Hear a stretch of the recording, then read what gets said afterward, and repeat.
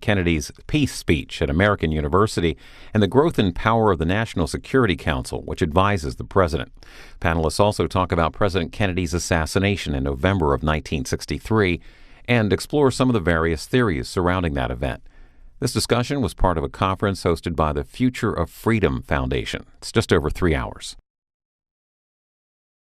Several years ago, I was at a libertarian social function, and somebody came up to me and said, "What do you consider the biggest threat to our freedom and our well-being, our economic well-being?"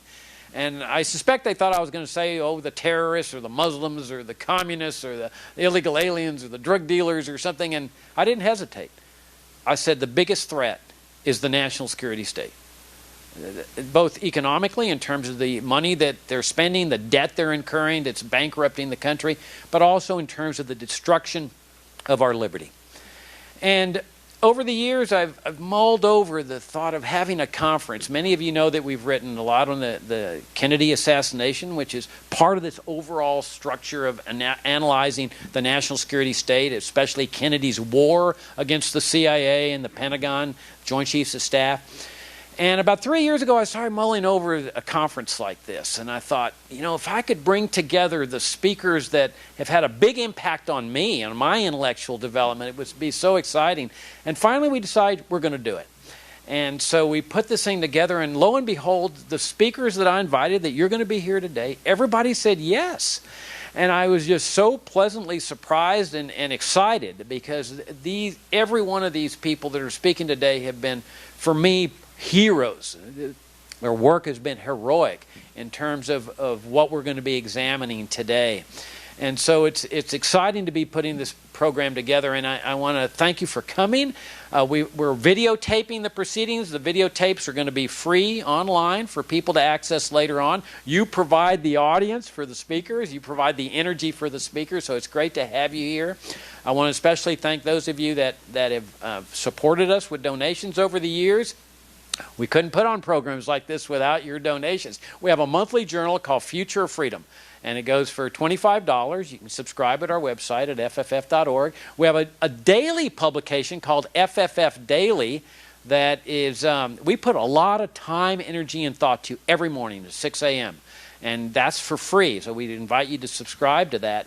But obviously the $25 subscriptions do not fund programs like this and our tours and so forth. It's those of you that help us out in a bigger way that enable us to do that. And I want to especially thank the people that funded this conference. As you can imagine, the $99 registration fee doesn't come close to covering all the costs of the conference, and there's a particular some people that gave us the funds that enable us to do this conference, and they want to remain anonymous, and they know who they are, and we know who they are, and we just want to say thank you.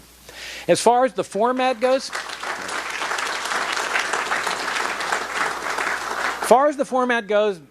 those of you who have attended our conferences know our normal format is we have an hour lecture and with 45 minutes with the lecture and then 15 minutes Q&A.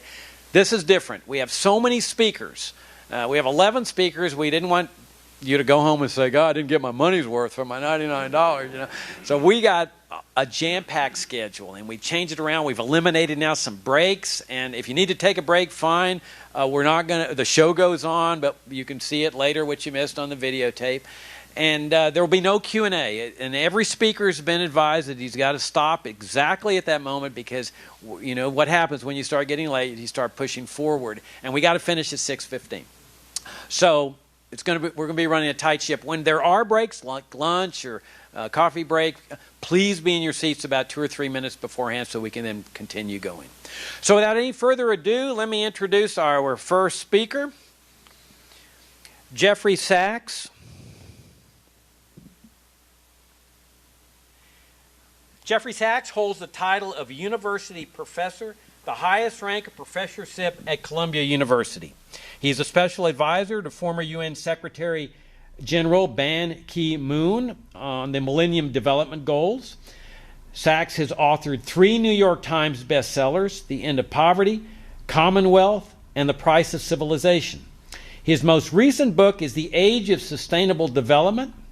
At the age of 28, he became a full professor with tenure at Harvard.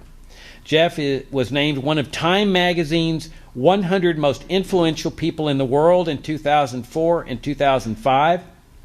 In 2013, he authored a book on President John F. Kennedy's remarkable peace speech at American University entitled To Move the World, JFK's Quest for Peace.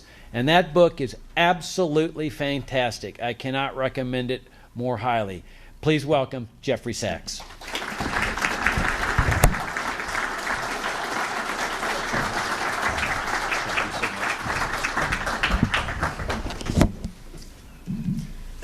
Jacob, thank you so much, and thank you for bringing us together for this wonderful conference. I feel very privileged to be here and very thankful to have a chance to be together with you this morning.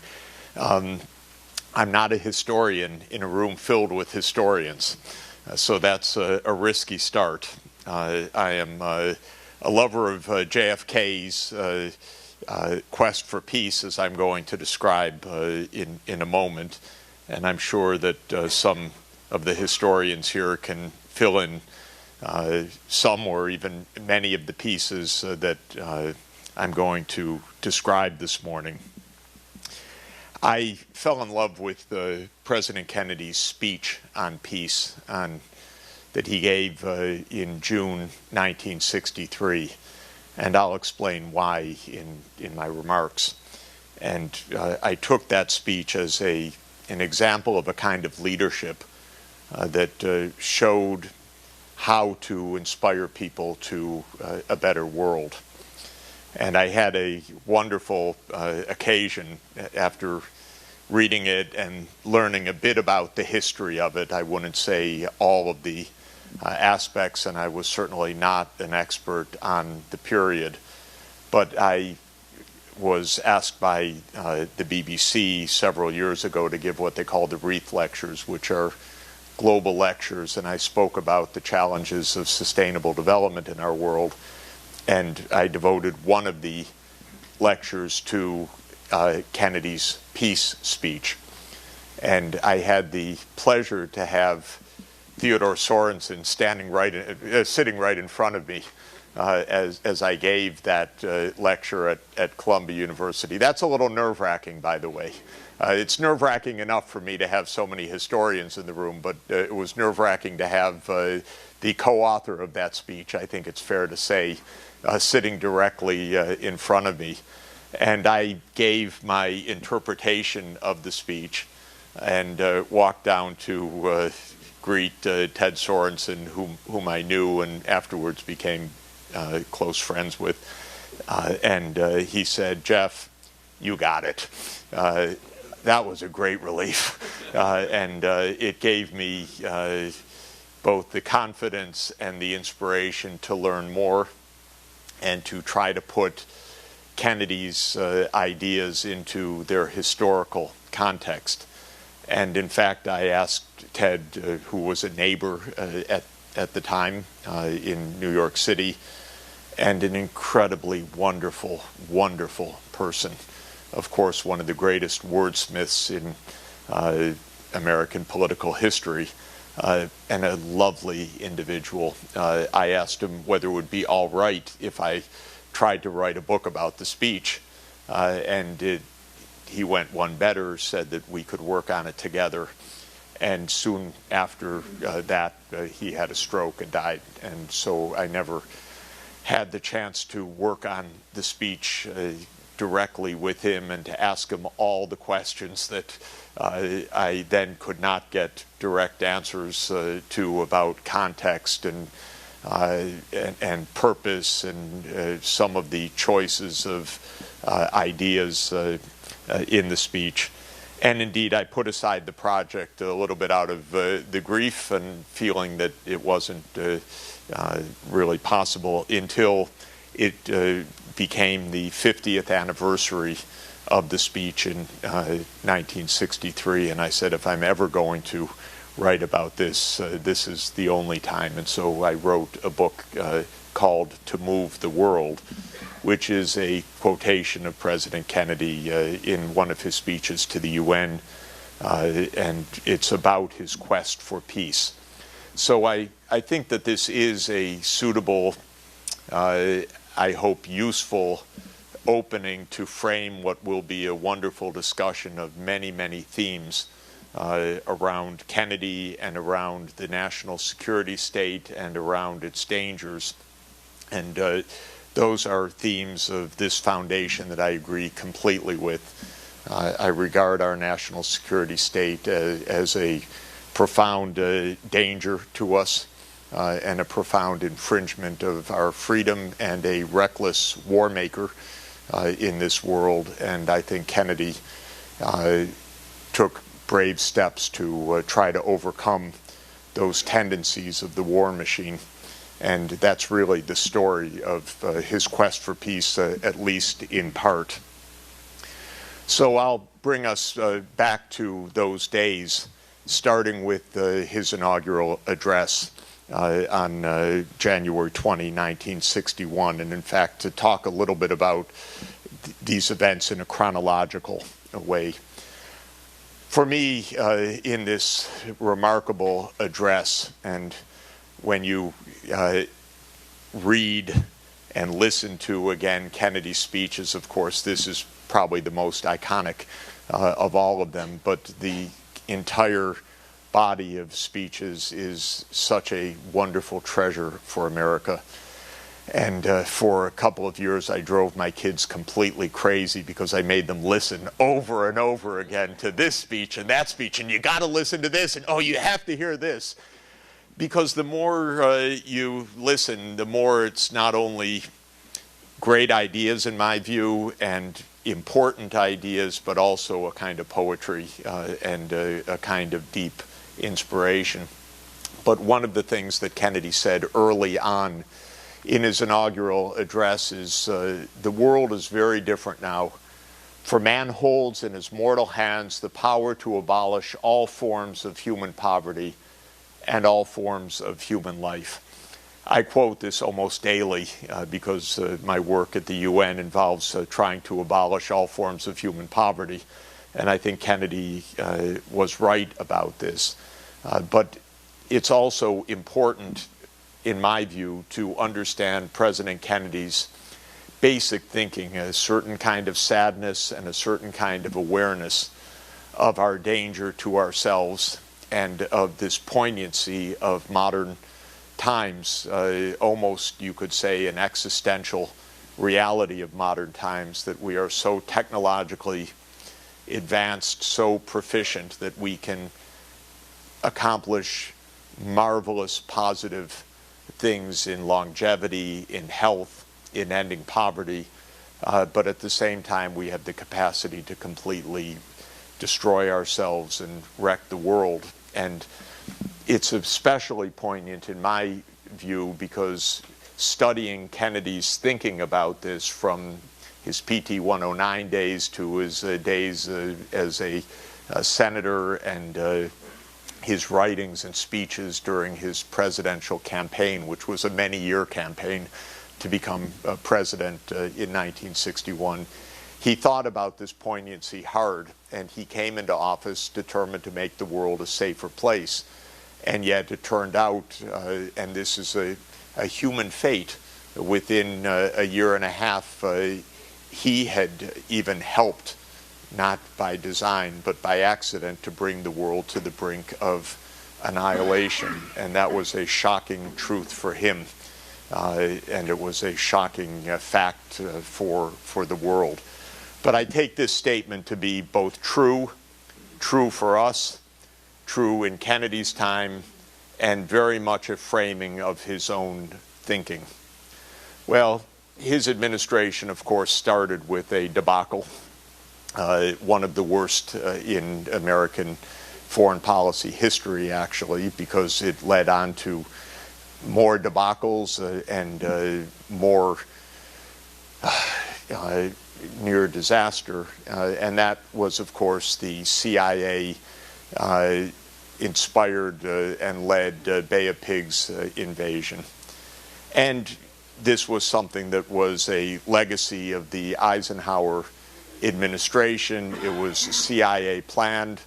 Like most of these operations that the CIA concocts to our very day. It was a massive failure.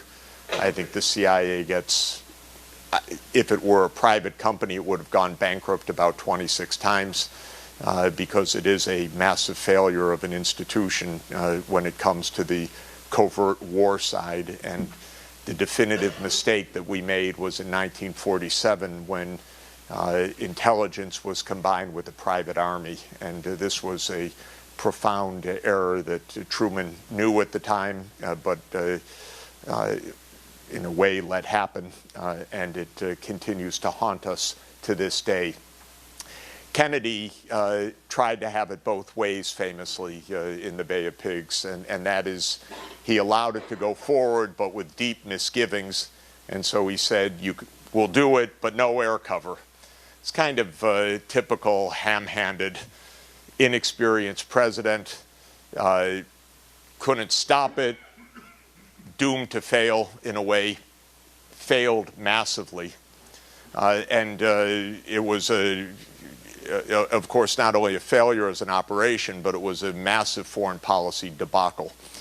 And one of the things that I found very interesting in researching the book is reading the compendium of correspondence between Kennedy and Khrushchev, which began with a congratulatory note from Khrushchev on Kennedy's election when he was president-elect, and then continued, as many of you know, in a private back-channel discussion, which is an interesting thing in terms of our current discussions. Back channels are not all bad. It depends what they're used for, of course. But Kennedy and Khrushchev developed a back channel which I think saved the world in the end, because it gave them a way to communicate with each other and to build confidence, which turned out to be crucial for the world. But the day of the Bay of Pigs, there was a cable from Khrushchev to Kennedy saying, you may not be aware of this, but your government is involved in international piracy. And Kennedy responded on April 18th, I have previously stated, and I repeat now, that the United States intends no military intervention in Cuba. While refraining from military intervention, the people of the United States do not conceal their admiration for Cuban patriots who wish to see a democratic system in an independent Cuba. So Kennedy lied blatantly, vulgarly, to Khrushchev, and this was the second time in a short period of time that an American president had lied blatantly and vulgarly to the Soviet leader, because Eisenhower had done it with the downing of the U-2 Gary Powers flight just months before. It's a bad habit, by the way. Our president should not lie this way, and they should not lie in such blatant, stupid, transparent ways. So this was a deep Kennedy blunder, in my view, that compounded the blunder of the Bay of Pigs. Khrushchev wrote back in a long letter that you could summarize as saying, "Are you kidding? Don't ever write to me like that again." But he said, you write that the United States intends no military intervention in Cuba, but numerous facts known to the whole world and to the government of the United States, of course, better than to anyone else, speak differently. And Khrushchev goes on to tell the truth, that this is a U.S. Operation, and don't you ever claim it isn't.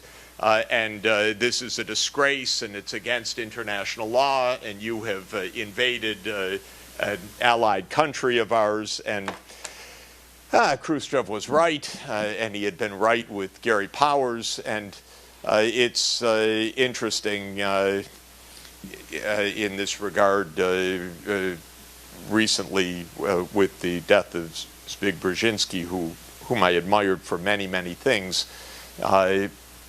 It recalled an interview that he gave recently before his death about the American support, CIA support for the Mujahideen in Afghanistan. And of course, this is the birth of Al-Qaeda. It's another completely, in my view, disastrous CIA-led operation, and the list is endless. Of CIA botched foreign policy disasters. But in this case, The Soviets claimed that they invaded Afghanistan because the CIA was mucking around to overthrow the Afghan regime.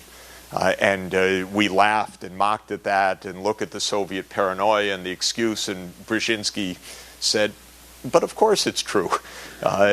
We did this well before the Soviet invasion. We hoped that it would trigger a Soviet invasion. It was a great success. It triggered a Soviet invasion. It gave them their Vietnam. Of course, it gave maybe 1 million deaths. It gave us Al-Qaeda. It did many, many awful things. But this kind of lying is what the security state does for a living. And it is one of our big weaknesses, that we're surrounded by lies all the time. And presidents speak lies relentlessly. It just flows off the tongue. But basically, it is the covert CIA operations that lead to them over and over again. Well, I think the Bay of Pigs triggered many awful things, but this was a very difficult period of the Cold War anyway. From 1958 to 1963 was probably the most dangerous moments of the Cold War, all centered in Germany. That was the main, well, not all centered. Germany and Cuba became, of course, the two places where the Cold War nearly became the end of the World War. And many things were going on. This is a deep question about what was really the essence of this conflict between the U.S. and the Soviet Union, especially at this time, and why was Khrushchev pushing so hard in Berlin. And I personally think the best interpretation of this, of any history that I know, is by Mark Trachtenberg at University of California in his remarkable series of articles and books, culminating in a book called The Constructed Peace. And he explains that basically the Cold War, to a very significant extent, surrounded the failures to solve the German question from the point of view of the Soviet Union. And the German question was how to secure Soviet security in the post-World War II era. Because Germany was considered a continuing threat. It was to everybody.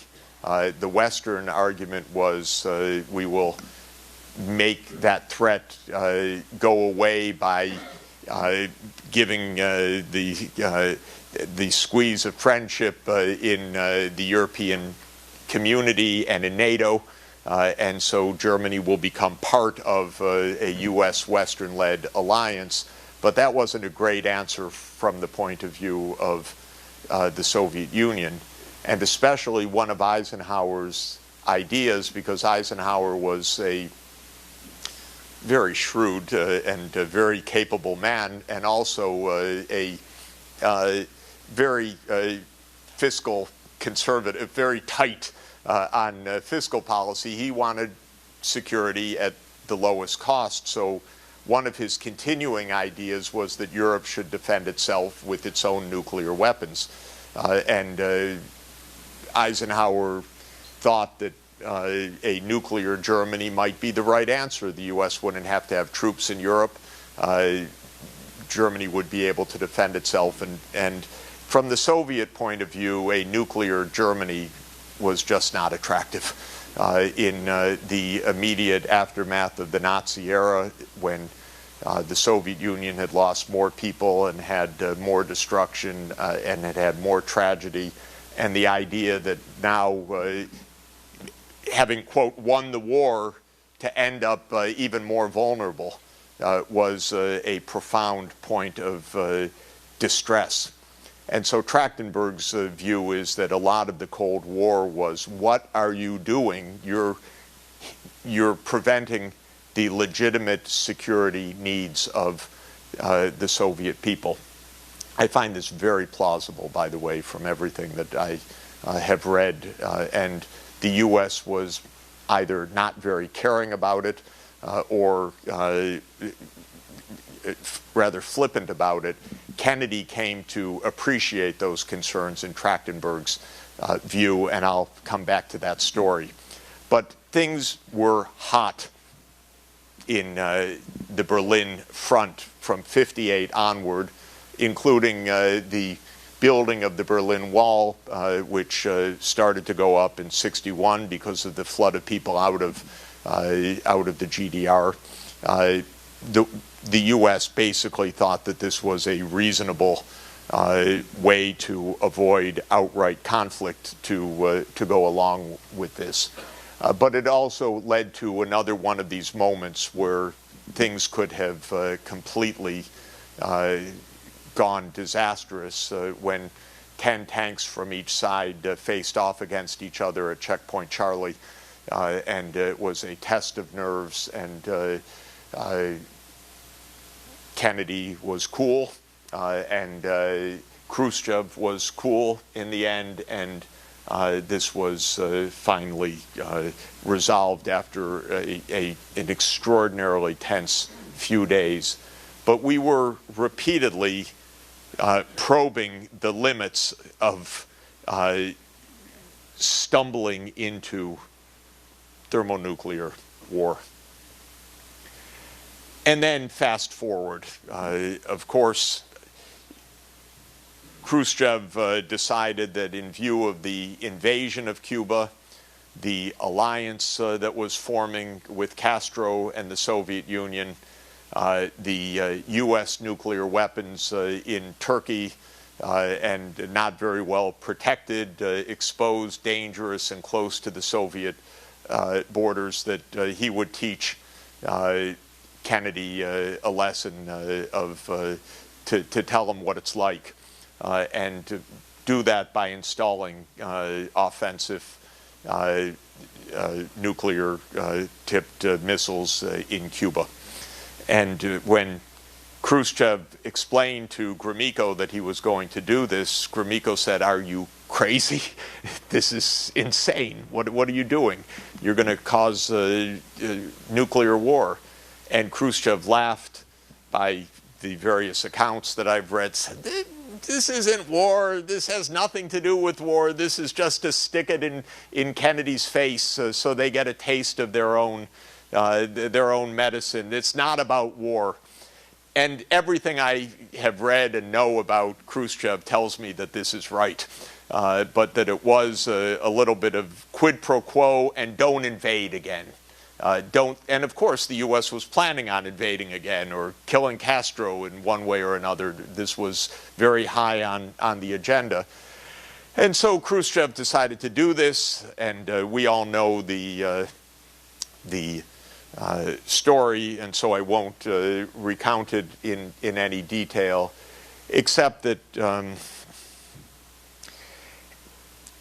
it is for us, because of the recordings of XCOM and the history of what happened, absolutely one of the most important events of modern history, to remind us every day how dumb we are, how vulnerable we are to ourselves.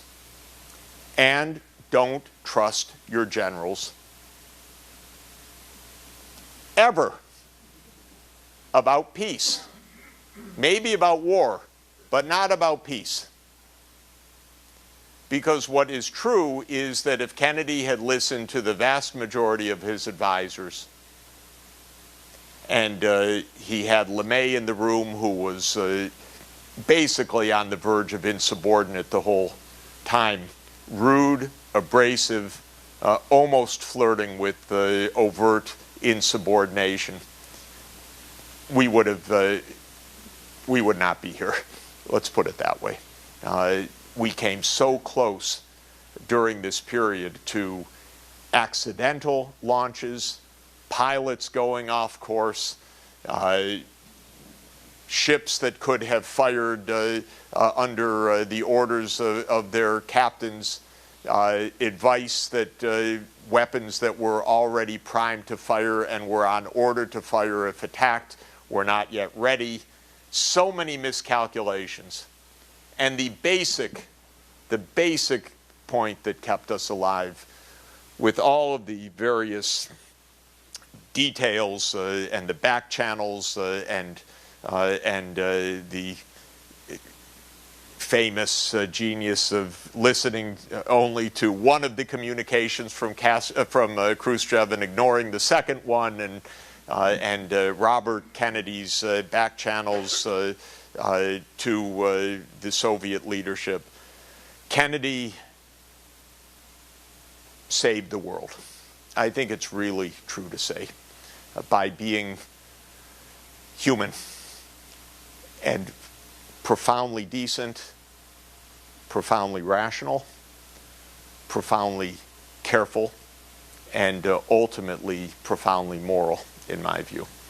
And with the basic idea that he had, which went back to that statement in the inaugural address and to his feeling of this tragic side of human history and endeavor, that don't make a misstep, and it's humans on the other side. And that's a really, really important idea. It's humans on the other side. This is not a very prevalent idea in most diplomacy. In most diplomacy, it's vermin on the other side. It's subhuman people on the other side. It's animals on the other side. It's irrational people on the other side. It's people who don't deserve to live on the other side. It's people who just hate us on the other side. It's people who hate us for what we are on the other side. I think this is almost always wrong. And Kennedy felt that it was humans on the other side. And really, I think, had a kind of feeling that Khrushchev was probably surrounded by the same kind of people that he was surrounded by, and that Khrushchev was his best buddy in this crisis. And that if he and Khrushchev could hold the line against their own hotheads, maybe they would find a way out of this peacefully. And that's what happened. We were extraordinarily lucky. So many things could have gone wrong. But the more you revisit it, and again, I think it's true of all of our modern history, don't listen to the CIA about almost anything in terms of operations. In terms of intelligence, you give the CIA credit. They spotted the missiles. I'm all for intelligence, by the way, trying to figure out what's going on. But it should be intelligent, first of all. But this covert war part is where they fail again and again and again. Well, what I learned from my own amateur history, reading, thinking, researching this period for writing the book, is that the missile crisis profoundly affected Kennedy. I think it is fair to say it touched him to his soul.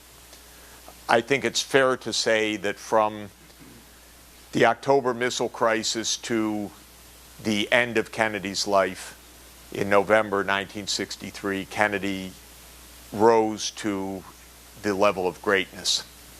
That he had a depth of humanity, purpose, vision, statesmanship, and political agility that reaches the greatest achievements of the American presidency. So the first year and 3/4, not so great, stumbling around. But from the Cuban Missile Crisis to the end of his life, in my opinion, true greatness at the highest caliber of leadership. But one thing that Kennedy really felt was we cannot go on like this. We came too close. Despite the fact that he came in determined to avoid the abyss, there he stood at the abyss. And he and Khrushchev had had an experience never shared by any other people on the planet, that the fate of all of humanity was in their hands. And they had almost lost everything. And I think that he was profoundly transformed by this. That's my reading. And that he was determined to find a way back from the brink. And that's what I call his quest for peace. It was a campaign for peace. And a campaign is a strategized, sustained effort. And he made it, and he succeeded. And it was brilliant. Now, one step along the way was this meeting, which in Trachtenberg's mind was a key moment. Trachtenberg's history, I should say, was a key moment of spurring Kennedy, because basically de Gaulle started playing around and saying to Adenauer, who rather longed for nuclear Germany, if the Americans won't do it, I'll do it. We'll do it together. I'll give you the technical backing for a German nuclear, and I will pull you out of the US-led NATO alliance. This will be a Franco-German alliance, and you'll get your nuclear weapons. And this spurred Kennedy even more. We need to resolve the German question, and we need to move to some solution. And again, I'm relying heavily on Trachtenberg's interpretation, which I find to be very cogent, that Kennedy took a firm decision. Enough of this. Germany will not be nuclearized, and we're not going to allow de Gaulle to do this, and we are going to move forward with an understanding with the Soviet Union. And by recognizing the Soviet interest in a non-nuclear Germany, we will be able to make steps to retreat from the brink. So it's not only blunders of Bay of Pigs and then placing offensive weapons in Cuba, but it's also getting to the deeper political questions that will get us back from the brink. And I think this is important too. We often see the Cold War, I mean, in America we see it as only the Soviet cause, which is nonsense. Or we see it as just blunders, which is also nonsense. The Cold War had real political issues. And the core of it had a lot to do with Soviet security, which is something we never want to consider. And I think this is a big mistake. Just like we didn't so much like nuclear weapons in Cuba, the Soviet Union didn't like them in Greece and Turkey.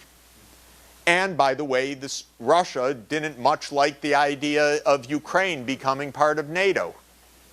And we just regard that as, well, that's their choice, as if it was Castro's just his choice what to do. And this is the failure to think symmetrically and to take the other point of view and to understand. It's what my colleague at Columbia University, Robert Jervis, calls the security dilemma also. You always think, you're right, we're just defensive. We're just defensive, we just draw the line right on the Russian border. And we don't say at all, well, how would this be viewed from the other side? And Kennedy really was brilliant at thinking about the other side. That was his genius, actually. That's what kept us alive in the end. So after this so-called Élysée Treaty, Kennedy sped up and said, we're going to stop the nuclearization of Germany. I'm going to get involved in German politics because Adenauer is not going to get this way. And we're going to speed up the negotiations for a nuclear test ban treaty, which had been going on and off for years and years and had been stymied over many issues, including the inspection issue for underground testing. Another great figure of the time, Pope John the 23rd, who was dying of cancer in the spring of 1963, said, I will use my last remaining ounce of life and power to try to help move towards peace. And he wrote a magnificent encyclical called Pacem in Terris, Peace on Earth. And it was Norman Cousins, who was editor of the Saturday Review, was kind of a three-way back channel connector of the Vatican, the White House, and the Kremlin in the spring of 1963, bringing a hand-signed Russian-translated copy of Pacem in Terris to Khrushchev, who was eagerly awaiting it, and the encyclical to Kennedy, who was inspired by it. And Pacem in Terris is a wonderful document. It says that statecraft is not just about power, it's about morality. And states should deal with each other on a moral standard. It's not a standard we believe in. It's not what realism in international affairs teaches. I think Pope John the 23rd had the right point. And it is that added bit of humanity on the other side which can help to bring about the peace. Well, Kennedy went on a campaign for this treaty, and he gave a speech on June 10, 1963, which was the greatest speech of an American president in modern history, in my view. And if you haven't listened to it recently, maybe not once a week is needed, but it's absolutely beautiful. It's online. You can watch the whole speech. You can read it. It's so beautiful. It's wonderful. But Kennedy's main idea in this speech was he was talking not to the Soviet Union, do this, do this, do this, and we'll sign a treaty. None of that. He was talking to the American people, saying we need to change our mentality so that we can find the path to peace. Never before or after do I know of another presidential speech like this. And if some historians do, I'd love to know. Let me just read a few parts of it quickly, and I'll try to keep on time. I speak of peace because of the new face of war. Total war makes no sense in an age where great powers can maintain large and relatively invulnerable nuclear forces and refuse to surrender without resort to those forces. It makes no sense in an age where a single nuclear weapon contains almost 10 times the explosive force delivered by all the Allied air forces in the Second World War. Today, the expenditure of billions of dollars every year on weapons acquired for the purpose of making sure we never need them is essential to the keeping of peace. But surely the acquisition of such idle stockpiles, which can only destroy and never create, is not the only, much less the most efficient means of assuring peace. I speak of peace, therefore, as the necessary, rational end of rational men. Wonderful. And he's basically saying we're trapped in a prisoner's dilemma, is how a game theorist would put it now. Can we find a way to the cooperative outcome? Does it really make sense that the arms race is the only way? And then he says, some say it is useless to speak of peace or world law or world disarmament, and that it will be useless until the leaders of the Soviet Union adopt a more enlightened attitude. I hope they do. I believe we can help them to do it. But I also believe that we must re-examine our own attitudes as individuals and as a nation, for our attitude is as essential as theirs. That's remarkable, in my opinion. I just don't know of any other presidents that talk this way. It's the opposite of pandering. It's challenging. It's asking to revisit one's own ideas. So let us persevere. Peace need not be impracticable, and war need not be inevitable. By defining our goal more clearly, by making it seem more manageable and less remote, we can help all people to see it, to draw hope from it, and to move irresistibly toward it. That was Kennedy's style of leadership. And the practicability in this time was a treaty, a partial nuclear test ban treaty, which he thought would be the stepping stone to nuclear non-proliferation. And then Kennedy goes on to praise the Soviet Union at the height of the Cold War, months after the Cuban Missile Crisis. Magnificent. Magnificent. It would be like the president praising the achievements of Persian culture and the Iranian people today. Unimaginable, yet he did it. No government or social system is so evil that its people must be considered as lacking in virtue. A wonderful term, a Greek classic term that played very heavily in Kennedy's thinking. As Americans, we find communism profoundly repugnant as a negation of personal freedom and dignity, but we can still hail the Russian people for their many achievements in science and space, in economic and industrial growth, in culture, in acts of courage. Wonderful to praise your counterpart, to tell your own citizens we must re-examine our own ideas. Khrushchev immediately calls Averell Harriman, the U.S. envoy, to the Kremlin, and says that is the greatest speech by an American president since FDR. I want to make peace with this man. And within 6 weeks, the treaty is signed. The speech is an inspiration. The speech is a bridge. The speech says we're both human. We have a common interest. We can find a way out of this mess. Incredibly, Kennedy gives another magnificent speech the next day. And I just want to frame this because for Kennedy, the interplay of our domestic decency and our international capacity to make peace and solve problems was inextricable. We don't feel that way anymore. But Kennedy gave his greatest speech on desegregation the very next day after the peace speech. That's a lot of good writing for Ted Sorensen, by the way. And he said famously, we are confronted primarily with a mortal issue. It is as old as the scriptures and as clear as the American Constitution.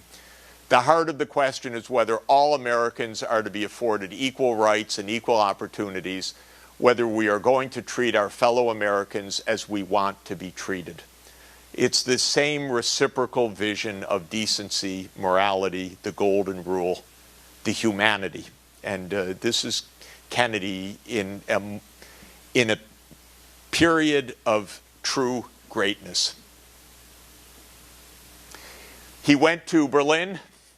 In Berlin, not only did he say, Ich bin ein Berliner, but he convinced the German people, we are with you, we will provide security, and he told them, and you will not have nuclear weapons. And both sides were needed. Germany needed security. And Kennedy convinced them, we will be with you to give you security, but you will not be a nuclear power. And he thereby cleared the way for a mutual peaceful understanding with the Soviet Union. And he basically, with the politicians that he met, made it clear it was time for the old man, Adenauer, to go and for Erhard to become the chancellor. And Adenauer ended the chancellorship just a few months afterward. Kennedy then gave another magnificent speech in the Irish Dáil, the Parliament, and to me the most important line of that great speech is, indeed, across the gulfs and barriers that now divide us, we must remember that there are no permanent enemies. Hostility today is a fact, but it is not a ruling law. The supreme reality of our time is our indivisibility of children of God and our common vulnerability on this planet. And this is his mission for peace. Kennedy then took the case to the American people everything in his mind was, okay, we can sign a treaty, but I will not be Woodrow Wilson in 1919. This could go down to defeat. The hardliners, the right wing, the security establishment could fight. This requires politics. And here is Kennedy as a ward-level political brawler and as the greatest statesman, because that's what great politics is. He had to win a vote. It wasn't just writing a great speech. It wasn't being a statesman, being a diplomat. He had to win the vote in the Senate. And so he went on a magnificent campaign, called in the political chips, went on speaking, gave press conferences, got key thought leaders around the United States engaged, and won Senate ratification overwhelmingly, 80-14. And this was the signing on October 7, 1963. One of the great triumphs of political vision and political courage. Then Kennedy spoke at his last speech, of course, to the United Nations. Another one you should listen to and savor. It's beautiful beyond belief. All the wonderful things we can do using science for cooperation, working together, fighting poverty, fighting hunger. Kennedy is soaring at this moment. Kennedy is reaching a level of leadership absolutely unparalleled for this time. It's dazzling. And I love the conclusion of the speech. He says, 2 years ago, I told this body that the United States had proposed and was willing to sign a limited test ban treaty. Today, that treaty has been signed. It will not put an end to war. It will not remove basic conflicts. It will not secure freedom for all. This is Kennedy-esque. He doesn't oversell, but it can be a lever. And as Archimedes, in explaining the principles of the lever, was said to have declared to his friends, "Give me a place where I can stand, and I shall move the world." My fellow inhabitants of this planet, speaking to all the world leaders in front of him, let us take our stand here in this assembly of nations, and let us see if we, in our time, can move the world to a just and lasting peace. It's amazing that in the midst of this, one more disaster, Kennedy is kind of dragged along. Again, the security state, we got to take out Diem, a bloody coup. Many of you know Kennedy is aghast when he hears the news that Diem was not just overthrown but was murdered, and he runs out blanched from the Oval Office. He's so profoundly shaken by it and feels tricked again by the security state. Let me go 2 minutes over just to conclude. A couple of lessons, some lessons for peacemaking. Define our goals clearly. We are trapped in what is called the security dilemma, thinking everything we do is fine, everything the others do is an aggression. We now know from neuroscience that this is a kind of confirmation bias or self-bias that is profoundly dangerous. Peace needs to be constructed. It doesn't just happen. It has to be constructed around a common political idea. You need moral imagination. Moral imagination means the belief that you're dealing with human beings on the other side. You need politics. This isn't just highfalutin thought. You need to win votes. And I won't go into it at length. I think all these lessons are completely relevant for us today. And I want to conclude with what I believe are the most beautiful words of any president in modern history from the peace speech. So let us not be blind to our differences, but let us also direct attention to our common interests and the means by which those differences can be resolved. And if we cannot end now our differences, at least we can help make the world safe for diversity. For in the final analysis, our most basic common link is that we all inhabit this small planet. We all breathe the same air, we all cherish our children's futures, and we are all mortal. Thank you very much.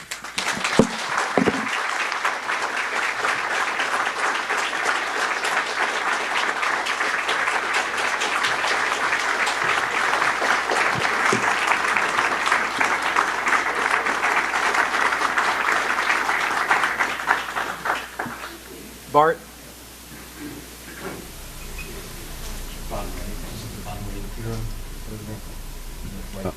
Right here.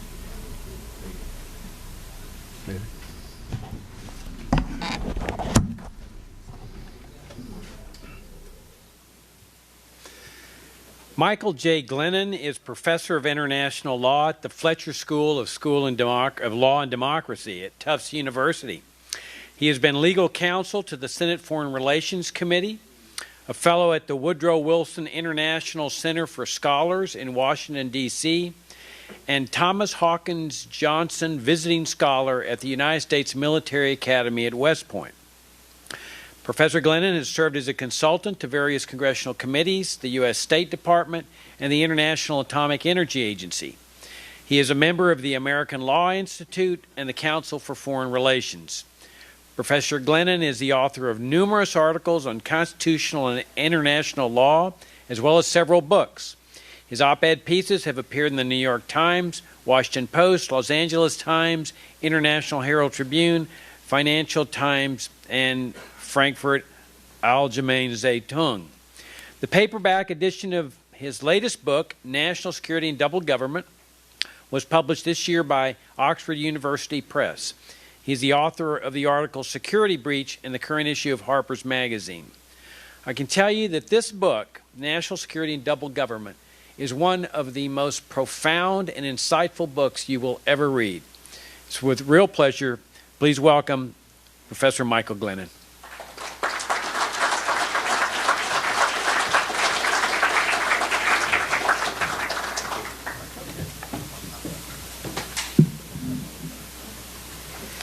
Jacob, thank you very much for that kind introduction. Thanks for inviting me to be here and for organizing this wonderful conference. It's really a privilege to be a part of it. I think it was worth coming from Boston just to hear Professor Sachs' magnificent speech. Thank you very much for that. A couple of years ago, I did write this book that I hope might shed at least a little light on the assassination of President Kennedy. It's called National Security and Double Government, as Jacob mentioned. And it tries to explain a phenomenon that Professor Sachs just alluded to, the dominance of the national security bureaucracy in American policymaking. The book drew largely on my own experience as legal counsel of the Senate Foreign Relations Committee in the 1970s, where I worked with Senators Frank Church, Jacob Javits, George McGovern, and their colleagues. In that capacity, I did inevitably learn a bit, or at least hear a bit, about the Kennedy assassination. Never discussed this publicly, but I think that today is probably the right time to do that. I must tell you at the outset that I, however, remain a thoroughgoing skeptic.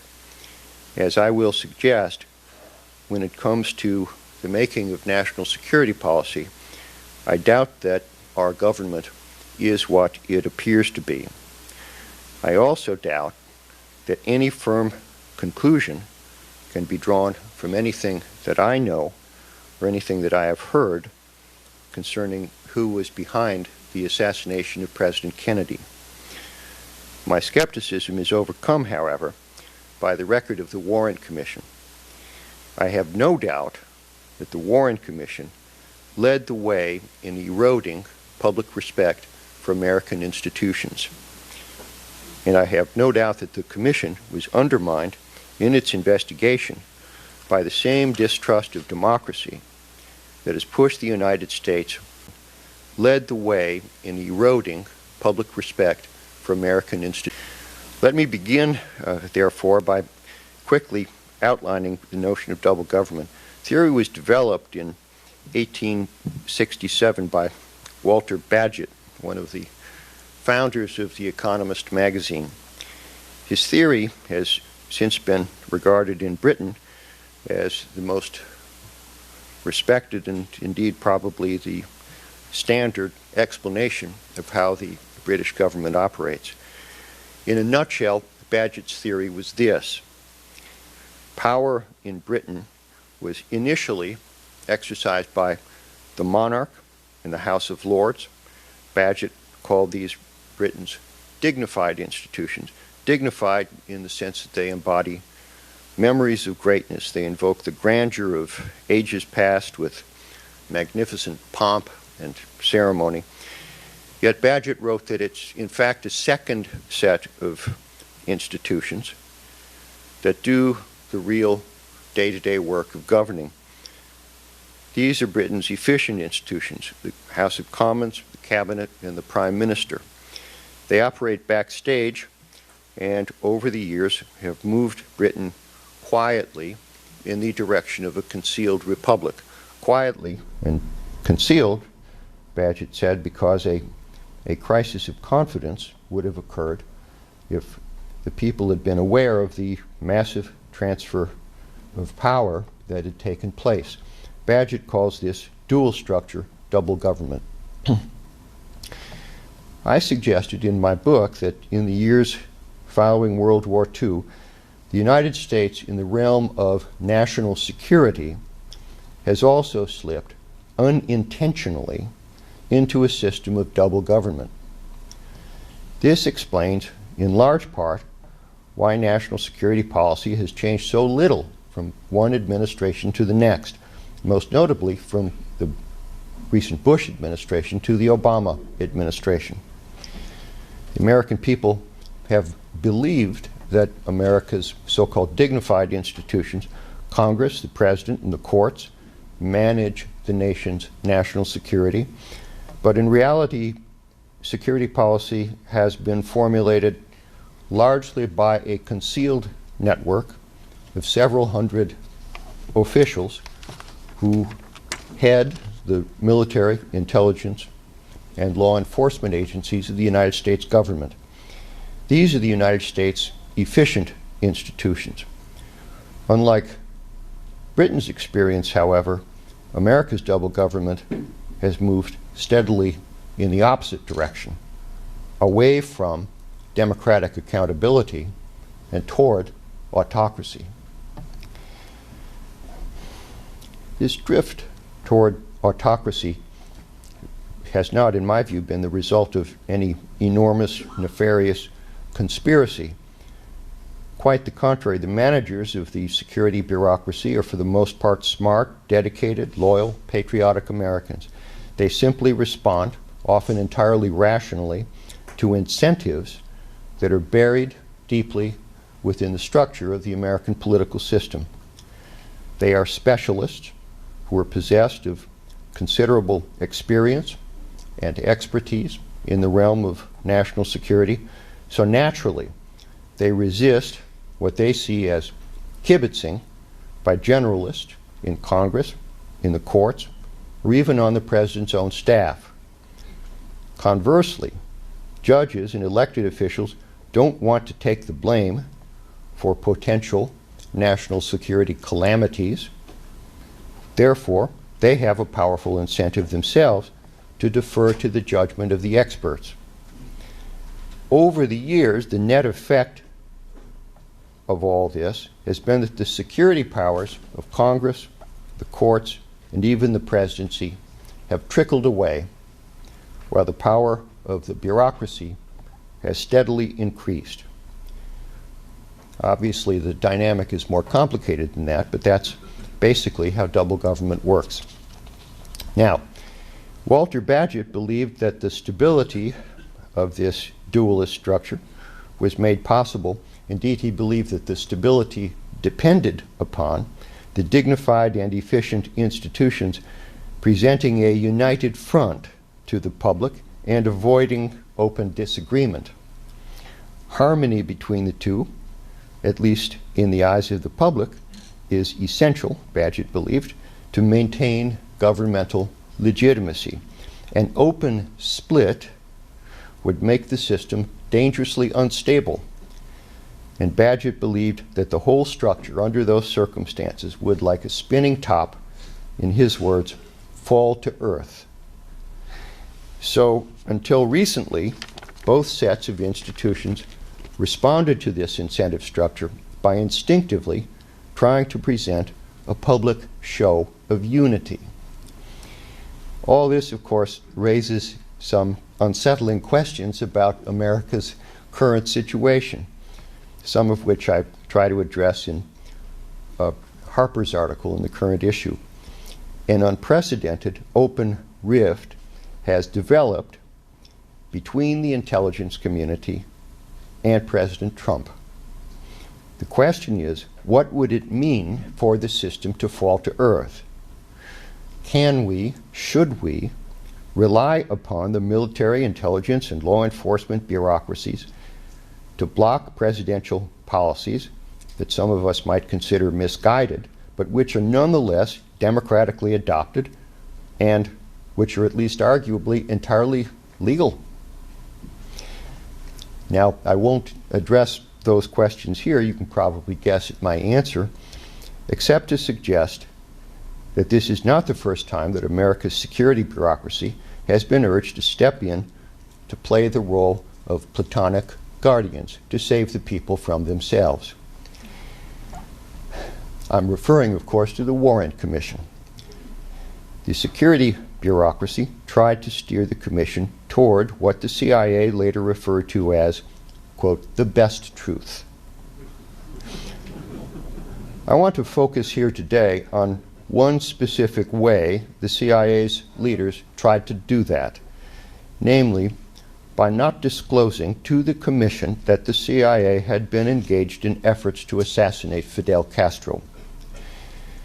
3 years ago, the CIA acknowledged in a remarkably candid report that the decision of, quote, agency leaders in 1964 not to disclose information about the CIA's anti-Castro schemes might have done more to undermine the credibility of the commission than anything else that happened while it was conducting its investigation, unquote.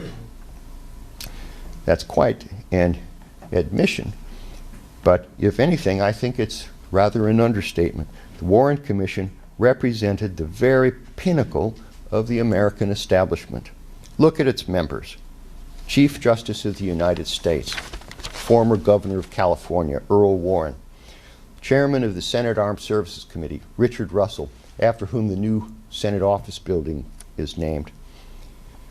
The House Democratic Whip, Hale Boggs. The Chairman of the House Republican Conference, Gerald Ford, who would become president 10 years later.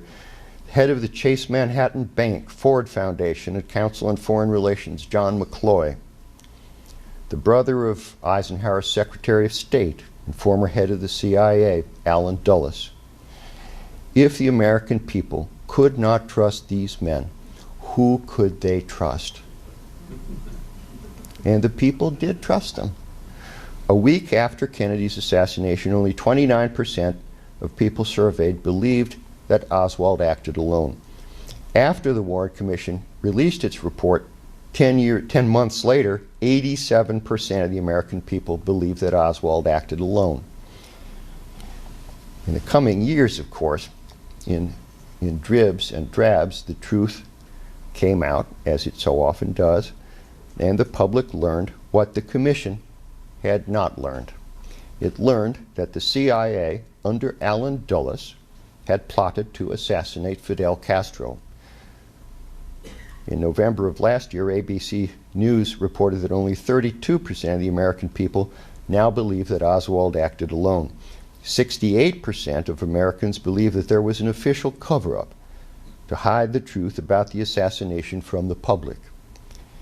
So the reality is that the CIA's non-disclosure of its efforts to kill Castro undermined far more than the credibility of merely the Warren Commission. The agency's actions undermined the credibility of the American government. Before the Commission's report in November of 1964, public trust in American government was at an all-time high. Listen to this. 77% of the American people trusted the government just about always or most of the time. In June of 2013, 79% of Americans said they never trusted the government or did so only some of the time.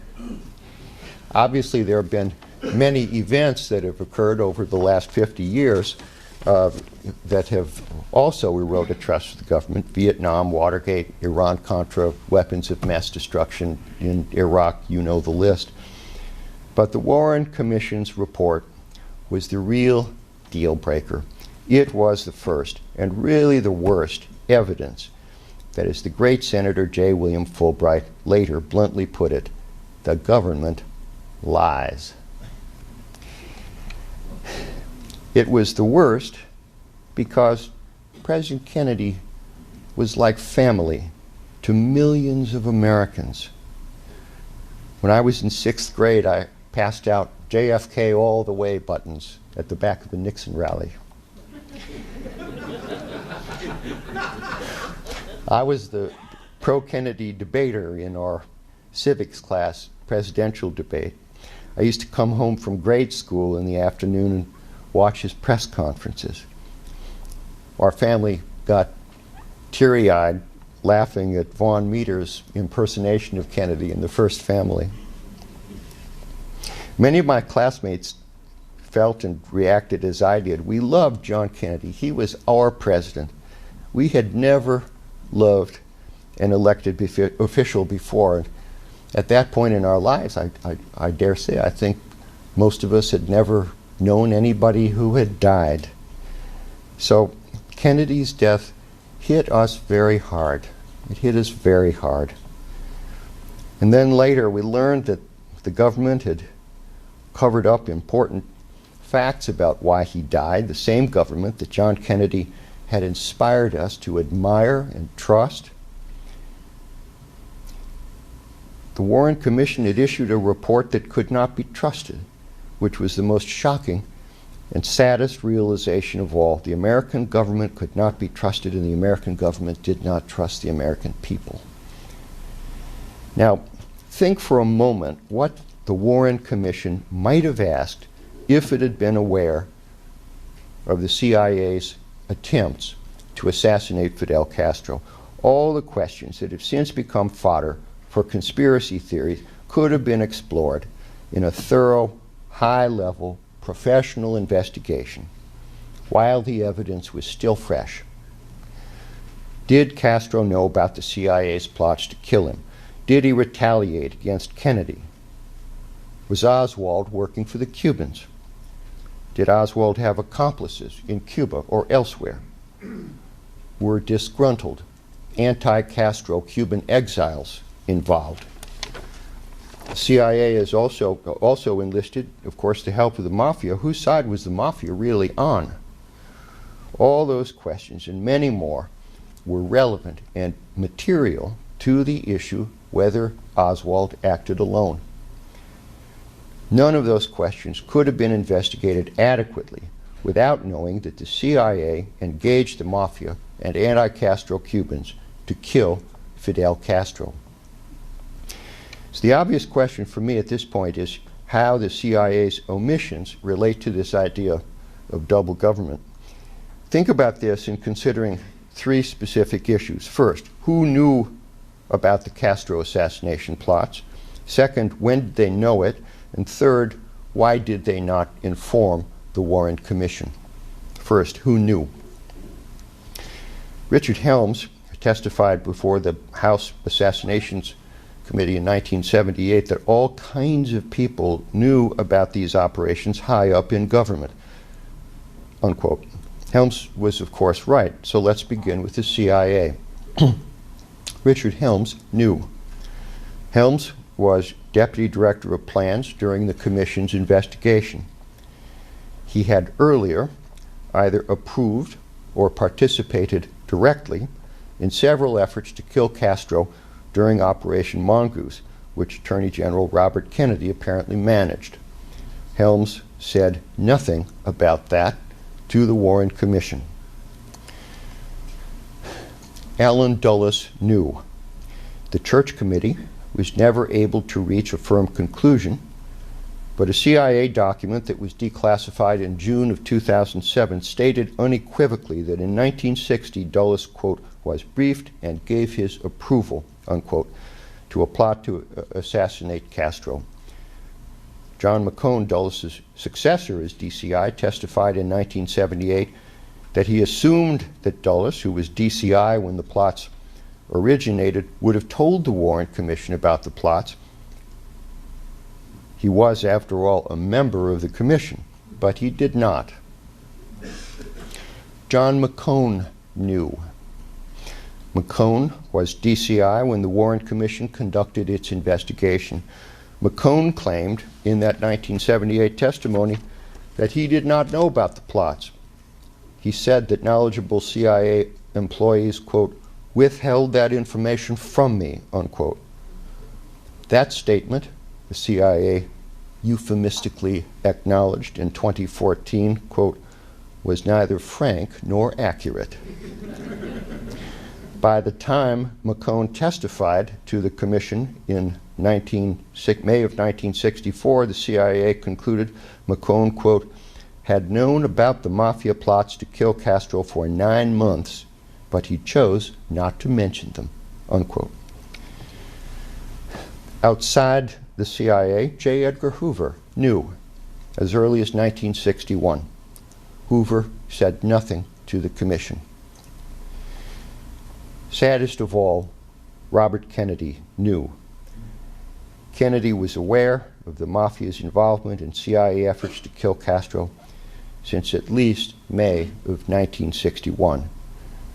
He was then told in a memorandum from J. Edgar Hoover. Kennedy was told again a year later by CIA briefers. Bobby Kennedy said nothing to the commission. None of these individuals brought the Castro assassination plots to the commission's attention. Equally significant, none of them brought the plots to the attention of President Lyndon Johnson at the time that Johnson appointed the members of the commission, which was a week after Kennedy's assassination. There is no convincing evidence that I have seen that Johnson himself knew about the CIA's efforts to assassinate Castro before Johnson made those appointments. Now, let me stop here for just a moment before addressing the why question to add what may be an obvious caveat. I suggested that there's no convincing evidence that Johnson knew. It's easy to establish knowledge if someone has been told something he knows. We look to evidence. It's next to impossible, however, to establish ignorance. It's next to impossible because we simply don't have and cannot get evidence that a person was never told something. This is particularly true when we're talking about things that are not reduced to writing, like assassination plots. We know that Allen Dulles was briefed and gave his approval because there's documentary evidence in the CIA's files that establishes that he did that. But obviously there's no documentary evidence that Lyndon Johnson did not know about the CIA's plots when he appointed the commission's membership. Whispered conversations generally are not documented. In its 2014 report on the Kennedy assassination, the CIA therefore rightly pointed out that it is not known if Dulles told any commissioners in private about the CIA's plots to kill Castro, unquote. Of course, that is true. It is also true that we don't know whether Bobby Kennedy told his friend Earl Warren in private or what other private conversations might have occurred. All we do know is what these individuals told the Warren Commission on the record about the plots and we know that they said nothing. I once asked my friend, the late John Hart Ely, why the commission didn't investigate the implications of the plots to kill Castro. John was a lawyer on the commission staff. He was a law clerk to Chief Justice Earl Warren. He went on to become a very prominent constitutional law scholar and dean of the Stanford Law School. I thought John's answer to my question, I must say, was a bit defensive. He said, "They didn't tell us." Well, of course, John Ely was right. So in the end, it would not exonerate the agency if some day it comes out that one or more commissioners was privately told about the Castro assassination plots. The plot's implications were not explored because the commission, qua commission, was not told. Nor is there any evidence that Lyndon Johnson was told when he appointed to the commission the mastermind of the cover-up, Allen Dulles. In fact, the CIA, with Dulles' connivance, probably crossed the line from nonfeasance to malfeasance. The CIA put it this way in a 2014 report, quote, "Under McCone's and Helms's direction, the CIA's support for the Warren Commission was passive, reactive, and selective.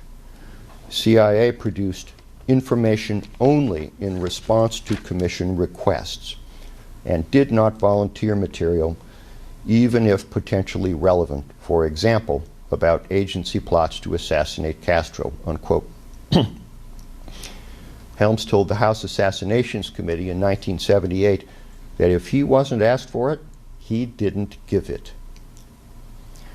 Dulles, by some accounts, dominated the proceedings of the Warren Commission. He was fired by Kennedy, of course, after the Bay of Pigs debacle. He was the only member of the commission, therefore, who did not have a full-time day job, so he had plenty of time to arrange things.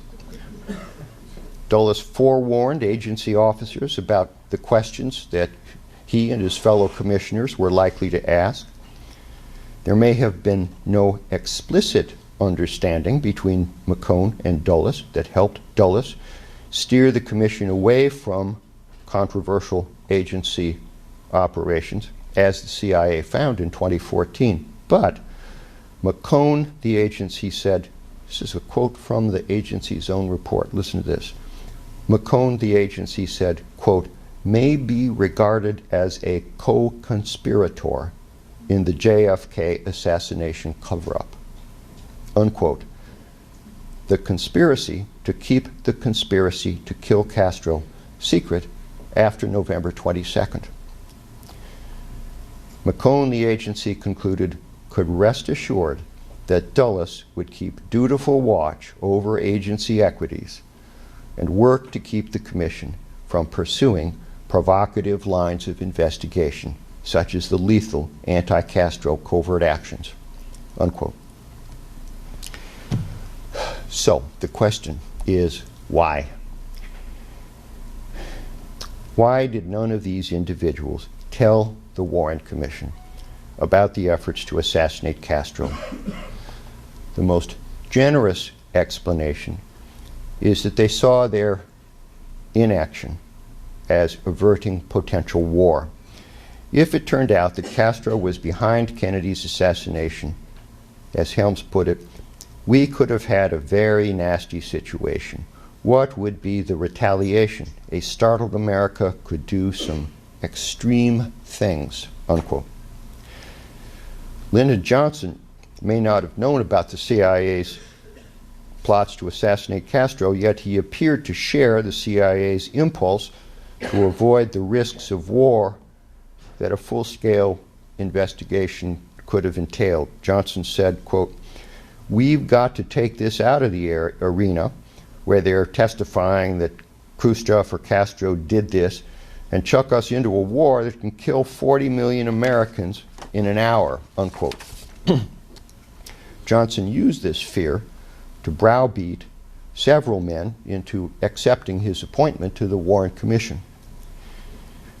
CIA leaders soon concluded if they hadn't already, that the route to the best truth, as the agency called it, was to push the story that Oswald acted alone.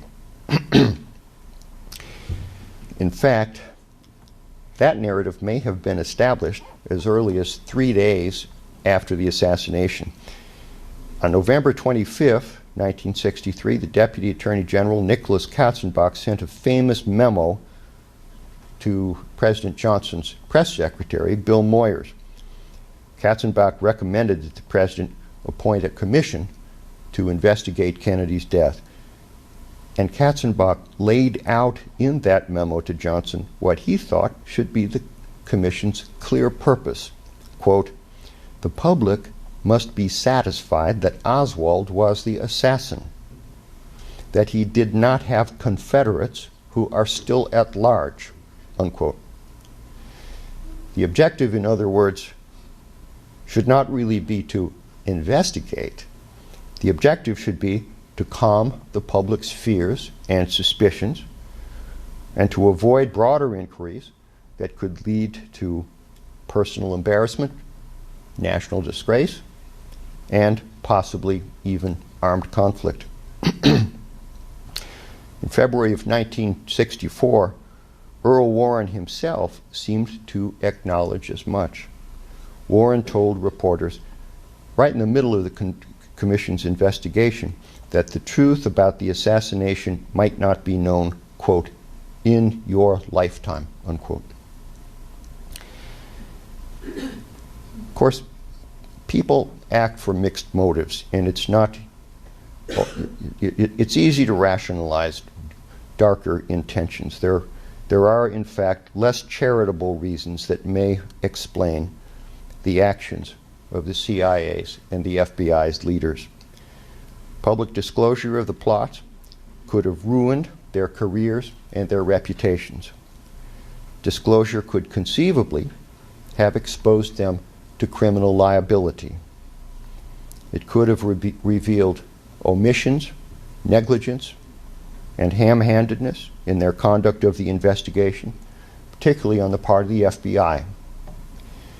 It could, therefore, have generated calls for more rigorous congressional oversight of agencies that at the time were largely self-policing, and still are, I might add. It could even have triggered efforts to abolish the CIA or to get it out of covert operations and limit its role to intelligence gathering. Harry Truman proposed just that in a stunning Washington Post op-ed piece that was published only a month after Kennedy's assassination. None of this explains Robert Kennedy's silence. Why didn't Robert Kennedy inform the Warren Commission himself? Following the Bay of Pigs fiasco, after all, his brother had famously said that he wished he could break the CIA into 1,000 pieces and scatter it to the winds. Presumably, Bobby Kennedy shared that same impulse, at least for a while. But he himself was deeply involved in the plots to assassinate Fidel Castro, and his animosity toward the agency may later have diminished. Helms testified that the agency was under considerable pressure from the Kennedy administration to get rid of Fidel Castro. Robert Kennedy could have believed that his brother's standing in history and his own reputation would have been tarnished if the Castro assassination plots ever became public. It's possible, in fact, that Robert Kennedy blamed himself for his brother's murder. When I worked for the Senate Foreign Relations Committee, I had a conversation with Senator George McGovern that has always stuck in my mind. McGovern was a friend of Robert and Jacqueline Kennedy. In 1978, McGovern's subcommittee on international operations was engaged in an inquiry into the activities of foreign intelligence agencies within the United States, including DINA, SAVAK, and the other intelligence services of some of America's upstanding allies.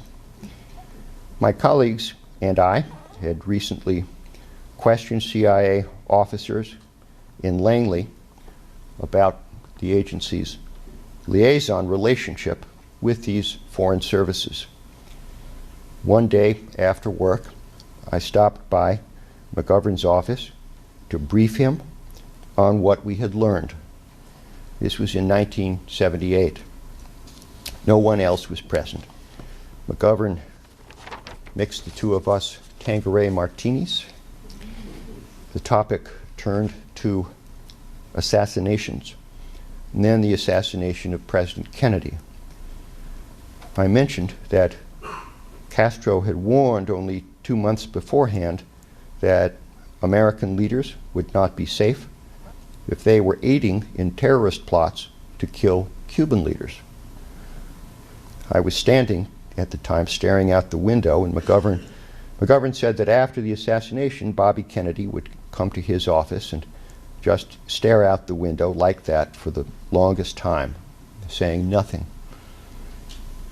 I said Kennedy might have been inordinately depressed because he felt responsible for his brother's assassination, because Castro found out about the plots to kill him and retaliated by ordering the assassination of President Kennedy. McGovern said yes, that is what Bobby believed. I had the temerity to ask McGovern how he knew that. McGovern replied, "Jackie told me." Let me be very clear about this.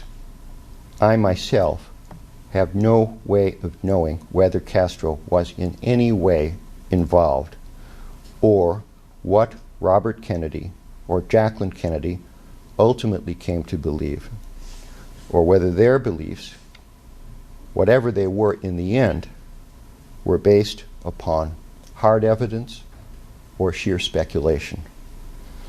George McGovern did not say that he believed that Castro was involved. McGovern never told me what he believed, and I did not ask. I knew Ted Sorensen.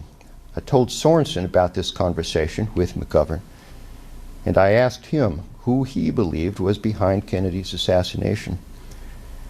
Sorensen said he didn't know and hadn't tried to find out because nothing could bring John Kennedy back, because it was too painful for him to revisit the matter. When I was in Cuba in the 1980s during a long multi-cigar afternoon with Ricardo Alarcón, I asked him about this. Alarcón had been Castro's ambassador to the UN and was very close to Fidel Castro. As I expected he would, Alarcón denied it. He said that they, the Cubans, would have been crazy to do such a thing because the retaliation would have been devastating if the Americans found out. Friends of mine who were on the church committee staff tell me it's highly likely that the mafia was behind Kennedy's assassination. I worked closely with Frank Church on the Foreign Relations Committee, but I never asked Church what he believed had happened, and I never heard Church express his own opinion. So in sum, I don't know. I have no fixed opinion as to who was involved in President Kennedy's assassination or why he was killed. The circumstantial evidence that I am aware of is incomplete and contradictory. More than one person had a motive to kill Kennedy, the capacity to do so, and the opportunity to do so. The CIA cover-up discredited the Warren Commission's investigation, but that obviously does not mean that anyone in the CIA was involved, nor does it mean that Lee Harvey Oswald did not act alone. I therefore conclude by returning to the question that I began with. What does the cover-up of the Castro assassination plots have to do with double government? The answer, unfortunately, is a lot, and it still does, because the monumental lesson that that cover-up teaches us still has not been learned. Double government subsists on insider arrogance. The ultimate insiders, the managers of this nation's national security bureaucracy, have acquired the broad power that they now exercise in the belief that they know better than the American people what is best for this nation's security. They have managed to convince Congress and the courts and even the President's staff that they should be deferred to because their expertise will lead to wiser decisions than those based on the judgment of the American people and their elected representatives. Dean Acheson's attitude perfectly embodied that belief. Acheson said, quote, "If you truly had a democracy and did what the people wanted, you'd go wrong every time," unquote. That was the belief of the CIA leaders who covered up their plots to assassinate Fidel Castro. The people can't handle the truth, so we have to give them the best truth, a truth that omitted the agency's efforts to kill Castro. It was that distrust of government, that distrust in democracy, that distrust in the people that more than anything else led to the cover-up. The possibility did not seem to occur to the agency that perhaps the people can be trusted to know what's in their best interest, that perhaps government distrust of the people causes the people to distrust the government, and that perhaps democracy would be strengthened, not weakened, if government trusted the people. Justice Brandeis wrote, "Government is the potent, the omnipresent teacher. For good or ill, it teaches the whole people by its example." It seems to me that if the government of this country ever wants to be trusted again, it can start by setting an example. Thank you.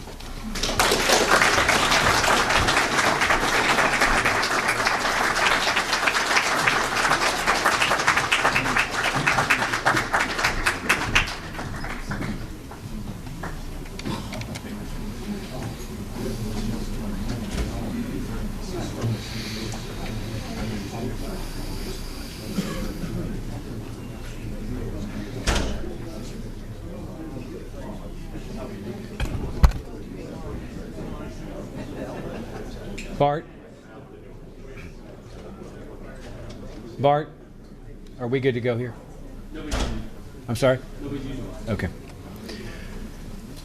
Our next speaker, Stephen Kinzer, is a former New York Times reporter and is currently a world affairs columnist for the Boston Globe.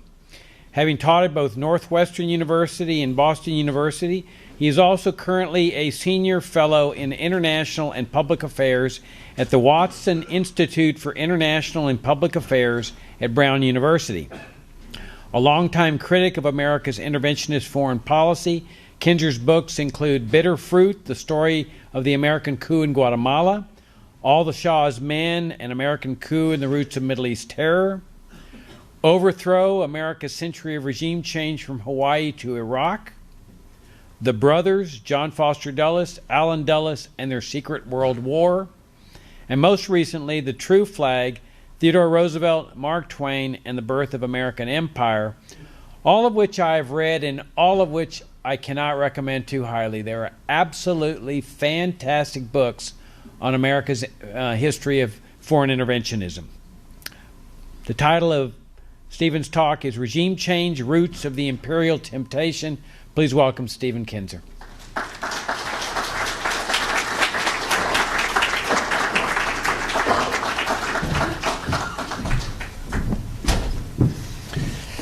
Thank you. It's wonderful to be here, and especially to be following two such eminent scholars. you've now been given by the last two speakers a picture of where we were around the period of the early 1960s and the Kennedy assassination. So I've been asked to give something like a prequel to those speeches. How did we get here? I've been told by my publishers that journalists' memoirs never sell. The only people that ever buy them are other journalists. Therefore, despite my efforts, I've been told by several publishers, you're never going to sell a memoir. Forget it. So I've dropped out the idea of ever writing a memoir, but I do have a title. My other books usually work the other way. I get the book done and then come up with a title. Now I have a title for which there never will be a book. But it does encapsulate my approach to trying to understand America and the world. It's a line from one of those old movies that I love to watch called Arsenic and Old Lace. Remember that movie with Cary Grant? So for those of you that forgot that one, Cary Grant plays a young man who goes to visit his elderly aunts. And they run a rooming house in which they poison the guests. That's the theme of this comedy. And there's a wonderful spot in the movie where Cary Grant turns to one of his aunts to try to understand what's happening. The aunt says, oh, the gentleman died because he drank wine that had poison in it. And Cary Grant's eyes pop open and he says, but how did the poison get in the wine? That's going to be the title of my non-existent memoir. That's all I ask myself. So the wine of world peace and discord and social peace in the United States has been poisoned. How did the poison get in the wine? Essentially, I've devoted my career to trying to answer that question. The answers are not to be found just in the last few years. And I want to try to take us back to the beginnings and a little bit of the story of how we got to this point that has been so aptly described, particularly in that last speech. We sometimes look for the roots of America's reckless intervention in the world in the period after World War II. I think that's a mistake. That's too late. It actually began before that. You can look at the period of American imperial expansion essentially in three sections. First, we created a continental empire inside North America. Second, in the period around the end of the 19th century, we moved towards creating an overseas empire. And then the final phase came after World War II when we moved to the idea of creating global empire. But our first great debate over whether this was a good idea took place in the wake of the Spanish-American War. This was a huge debate that involved the entire United States. And this is something that was new to me as I began my research for my most recent book. I always understood that it was the period of the Spanish-American War that led us into the period of imperial expansion. It was that moment when we decided North America's not enough for us. We need to project our coercive and military power further than that. And that was the period when, of course, we took the Philippines and Guam and Puerto Rico and assumed responsibility for Cuba and began setting out on the path that has led us to where we are now. I had always understood, however, that we made this decision more or less automatically. That it was just the logical next step. We got to California, and then the next step was Hawaii and the Philippines. It was a sort of a reasonable progression in which the American people were complicit. But actually the opposite is true. The United States erupted in a nationwide debate over whether this was a good idea. In the summer of 1898, there was a great explosion of anti-imperialist sentiment in the United States. A war that began with the purpose of liberating Cuba turned during that summer into something very different. Suddenly, after having sunk the Spanish fleet in the Philippines, we began to think, maybe we should take the Philippines, we should take Hawaii, we should replace Spain, we should join other European nations in the scramble for territories and influence around the world. This created an eruption of protest. And during that year, 1898 and through 1899, this was the subject that riveted the American people. I can tell you from many hours cranking microfilms in the New York Public Library dark room that this was on the front pages of every newspaper every day. Every major American political and intellectual leader took sides in this debate. In the autumn of 1898, President McKinley decided that he would impose on Spain a treaty by which we would take the Philippines and other Spanish possessions and embark on our imperial project. At this point, anti-imperialist sentiment became intense. An organization called the Anti-Imperialist League emerged. It had chapters all around the United States. It staged hundreds of public meetings, distributed hundreds of thousands of leaflets and broadsides, lobbied intensively in Washington. It's a piece of our history that we've forgotten because I think it's something that maybe we're not told is a good thing for us to remember. But when you go back and read, as I have, the speeches that were made at that time, you can't help but be struck with how prescient the anti-imperialists were in those days. Let me just give you an example or two. The very first anti-imperialist meeting in American history was held on June 15th, 1898 at Faneuil Hall in Boston. It was exactly on this theme I mentioned. Shall we now use the Cuban War as an excuse to become an imperial power?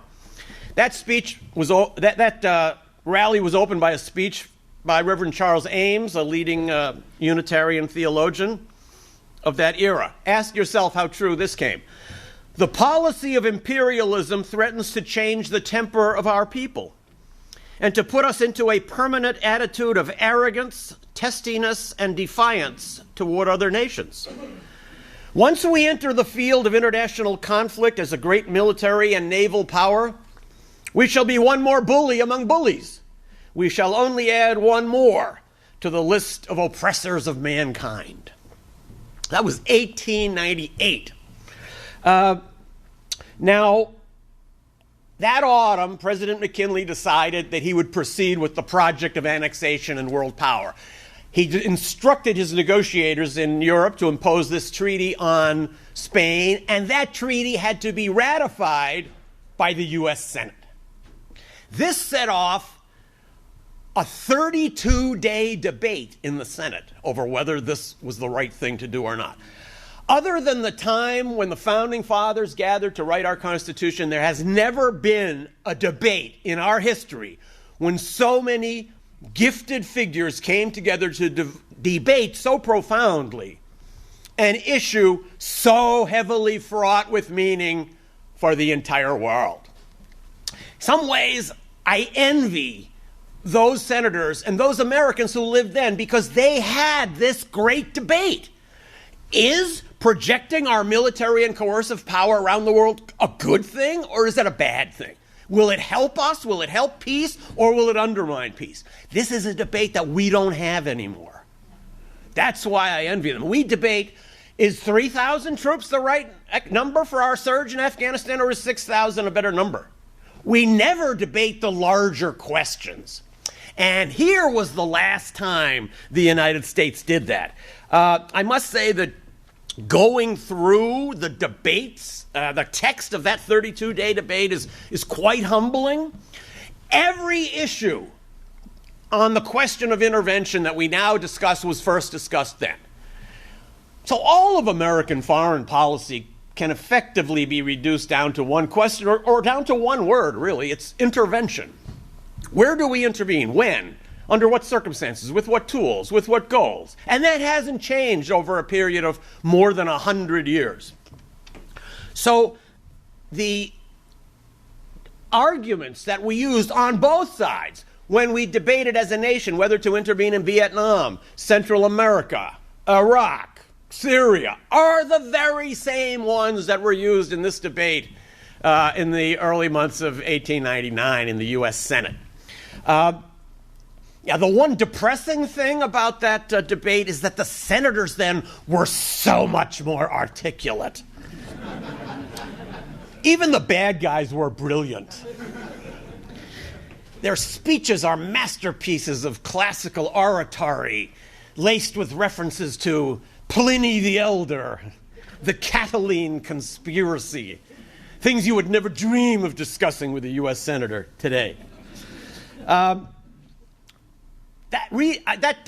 debate is so full of meaning. I want to suggest that somehow maybe the Friends of Freedom would like to publish it as a pamphlet so that Americans can see how these debates were so brilliantly argued at that time. I'm not going to go into this in great depth, but let me just give you one quick exchange between the two Republican senators from Massachusetts. Henry Cabot Lodge, who was the great Mephistopheles of the Imperial Project back then, and his opposite number, George Frisbee Hoar, who was an outspoken anti-imperialist. And both of these arguments are arguments you still hear today. Here's Henry Cabot Lodge. I do not believe that this nation was raised up for nothing. I have faith that it has a great mission in the world, a mission of good, a mission of freedom. I believe it can live up to that mission. Therefore, I want to see it step forward boldly and take its place at the head of nations. This led Senator George Frisbee Hoar to leap to his feet and reply, "You have no right at the cannon's mouth to impose on an unwilling people your Declaration of Independence and your Constitution and your notions of freedom and what is good."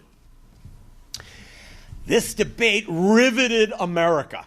Foreign diplomats based in Washington were sending back reports every day about how it was going, because all understood that this debate was not only going to shape the United States, it was going to shape the future of the entire world. Newspapers were filled with tallies from day to day. How many senators on this side and that side? Which senator has been offered a federal judgeship in order to vote for the treaty, which, by the way, he did get. Another senator got something even better than a federal judgeship if you're a senator, which is the right to name all the postmasters in your home state. Nothing better than that if you're a senator. So the debate went on, as I said, for 32 intense days. And the final result was that the U.S. decided to ratify this treaty, meaning not only, as everyone in the Senate realized, that we were going to take the Philippines, but that we were going to set off on a new national path. The margin was one vote more than the required two-thirds majority for that treaty. One vote. The anti-imperialists then appealed to the U.S. Supreme Court. They argued, first of all, that the U.S. government has no powers other than those specifically granted in the Constitution. And the Constitution nowhere says that the U.S. government has the right to send troops to foreign countries. They also argued that it was not legal for the U.S. to govern people anywhere in the world without giving them constitutional rights, which would, of course, have meant the instant end of the imperial project. The Supreme Court ruled that this imperial project was legal and constitutional by a vote of 5-4. One vote. And interestingly enough, the justice who wrote the majority decision had recently participated in the majority decision on the Plessy versus Ferguson case, which of course ruled that not all Americans deserve the same amount of rights, and therefore if you believe that, it's logical to believe that we don't have to give rights to people in other countries either. So the anti-imperialists were defeated for a time. I think they did slow down the project. Don't forget that in those days we annexed countries. We didn't just govern them and rule them. We took them over. We stopped doing that. The Philippine War was a huge shock, I think, to many Americans, including Theodore Roosevelt, who had strongly promoted it.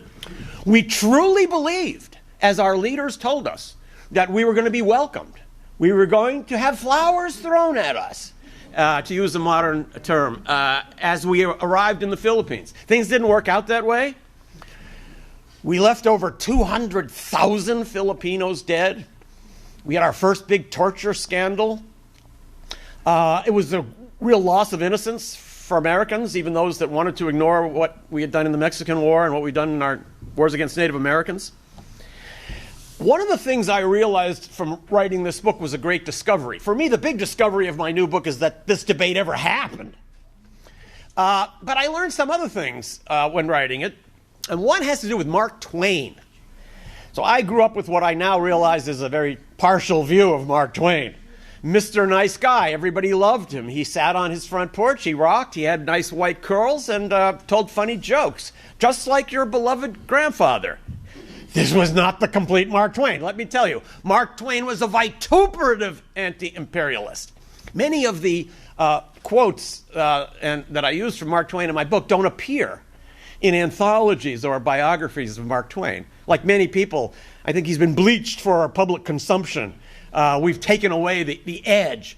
Mark Twain wrote that American soldiers fighting in foreign wars were carrying a polluted musket under a bandit's flag. And he even wanted to change the flag of the United States to replace the stars with skull and crossbone symbols.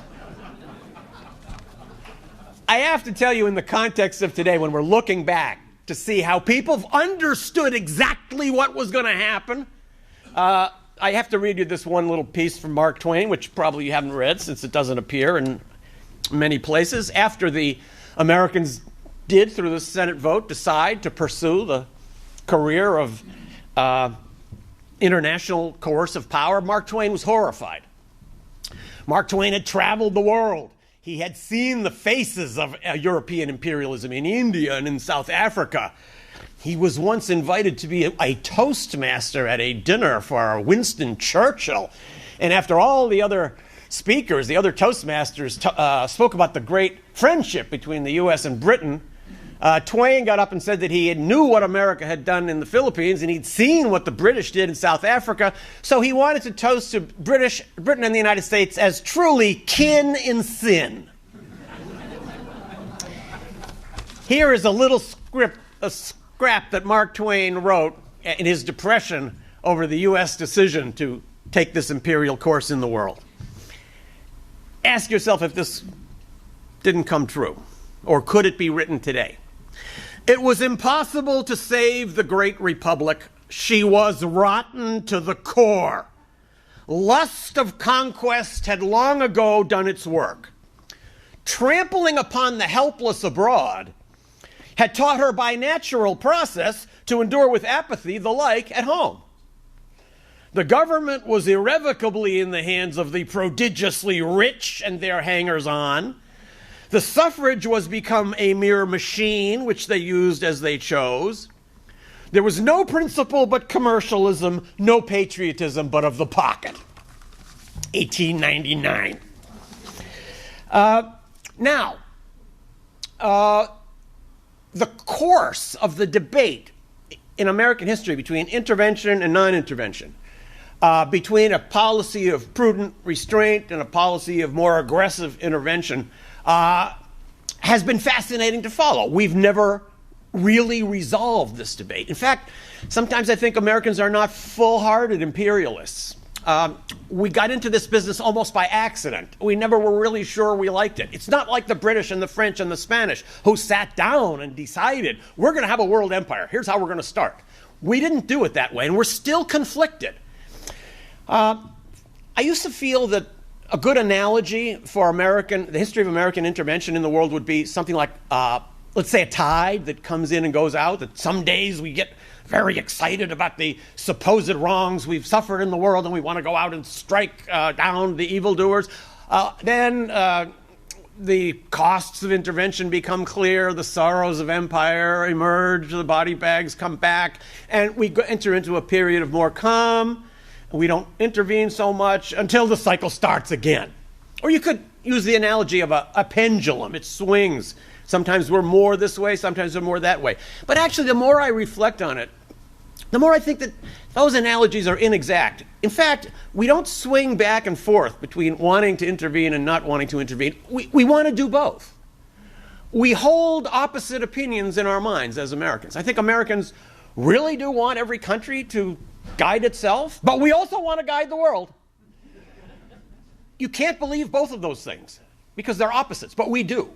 Forced to make a choice, we choose both. And that's the source of the uncertain policy the United States follows in the world. In the period after that first burst of imperialism at the end of the 19th century, the United States choose both. And that's the source of the, who's probably the greatest nation grabber in American history, moved on to other issues when he became president. After that first intervention, when he seized land for the Panama Canal, he never ordered another intervention in which a single life was lost. He began to understand, having promoted the Philippine intervention and seeing the results, that it would be better for him to spend his time on other things. And he moved on to protecting the environment and confronting big business. The Republican presidents who followed, particularly in the teens and 20s, were remarkably non-interventionist. The greatest anti-imperialist president the United States ever had was Herbert Hoover. Hoover takes a bad rap in history because of his response to the Depression, but he was a true humanitarian. Hoover had lived in about a dozen different countries and saw the world very much from the perspective of non-Americans. So that was a moment when the United States began withdrawing troops from foreign wars. I counted at least 6 countries where American companies came to the White House and told them they've got a problem with the government in that country and would the U.S. government please intervene? And President Hoover said, no, it will never be the job of the U.S. government to intervene in a dispute between an American company and some foreign government. Imagine a president saying that today. This, of course, was all based on the experience of World War I. I think this is another intervention that's ripe for re-examination. World War I is truly the founding tragedy of our age. Without World War I, there's no Nazis, no Hitler, no Holocaust, no communist revolution in Russia, no Bolshevism. Had the United States not intervened in World War I, the war probably would have dragged on for a couple of more years, and the European powers would have come up with some settlement in which some would have gotten some things and some would have gotten some other things. Instead, our intervention made sure that one side achieved total victory and the other side suffered total defeat, and that led to the unraveling of the world to the point that we're seeing it today. Now, this same process began again in the 1930s as World War II was shaking Europe. Having been pulled into one European war, we were vulnerable to being pulled into another one. The United States emerged from World War II tremendously self-satisfied. The flood of books, magazine articles, video games, movies about World War II, it's unending. You'd have more than enough books to fill this room with just the production of one year. Why is that? Well, was World War II a hugely important episode? Of course.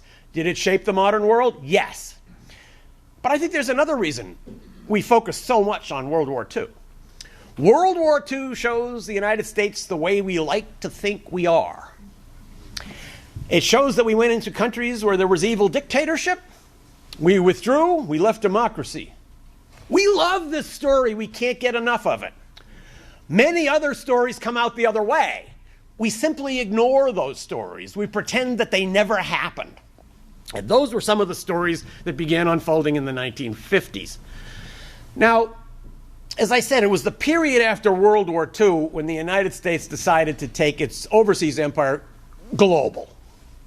And I think there were a couple of reasons for that beyond simply world politics. When I begin my class at Brown every fall in the history of American intervention, I do point out some factors that shape world history that I think those of us in the business of analyzing history underestimate. And one of them is the private psychology of individuals. I think this played a great deal into the role of the founding of the security state in the United States in this way. During the World War II, as you all know, the U.S. had an intelligence agency, the OSS, the Office of Strategic Services. Allen Dulles was, of course, one of the leading figures of the OSS. He headed the station in Switzerland, ran operations all over Europe.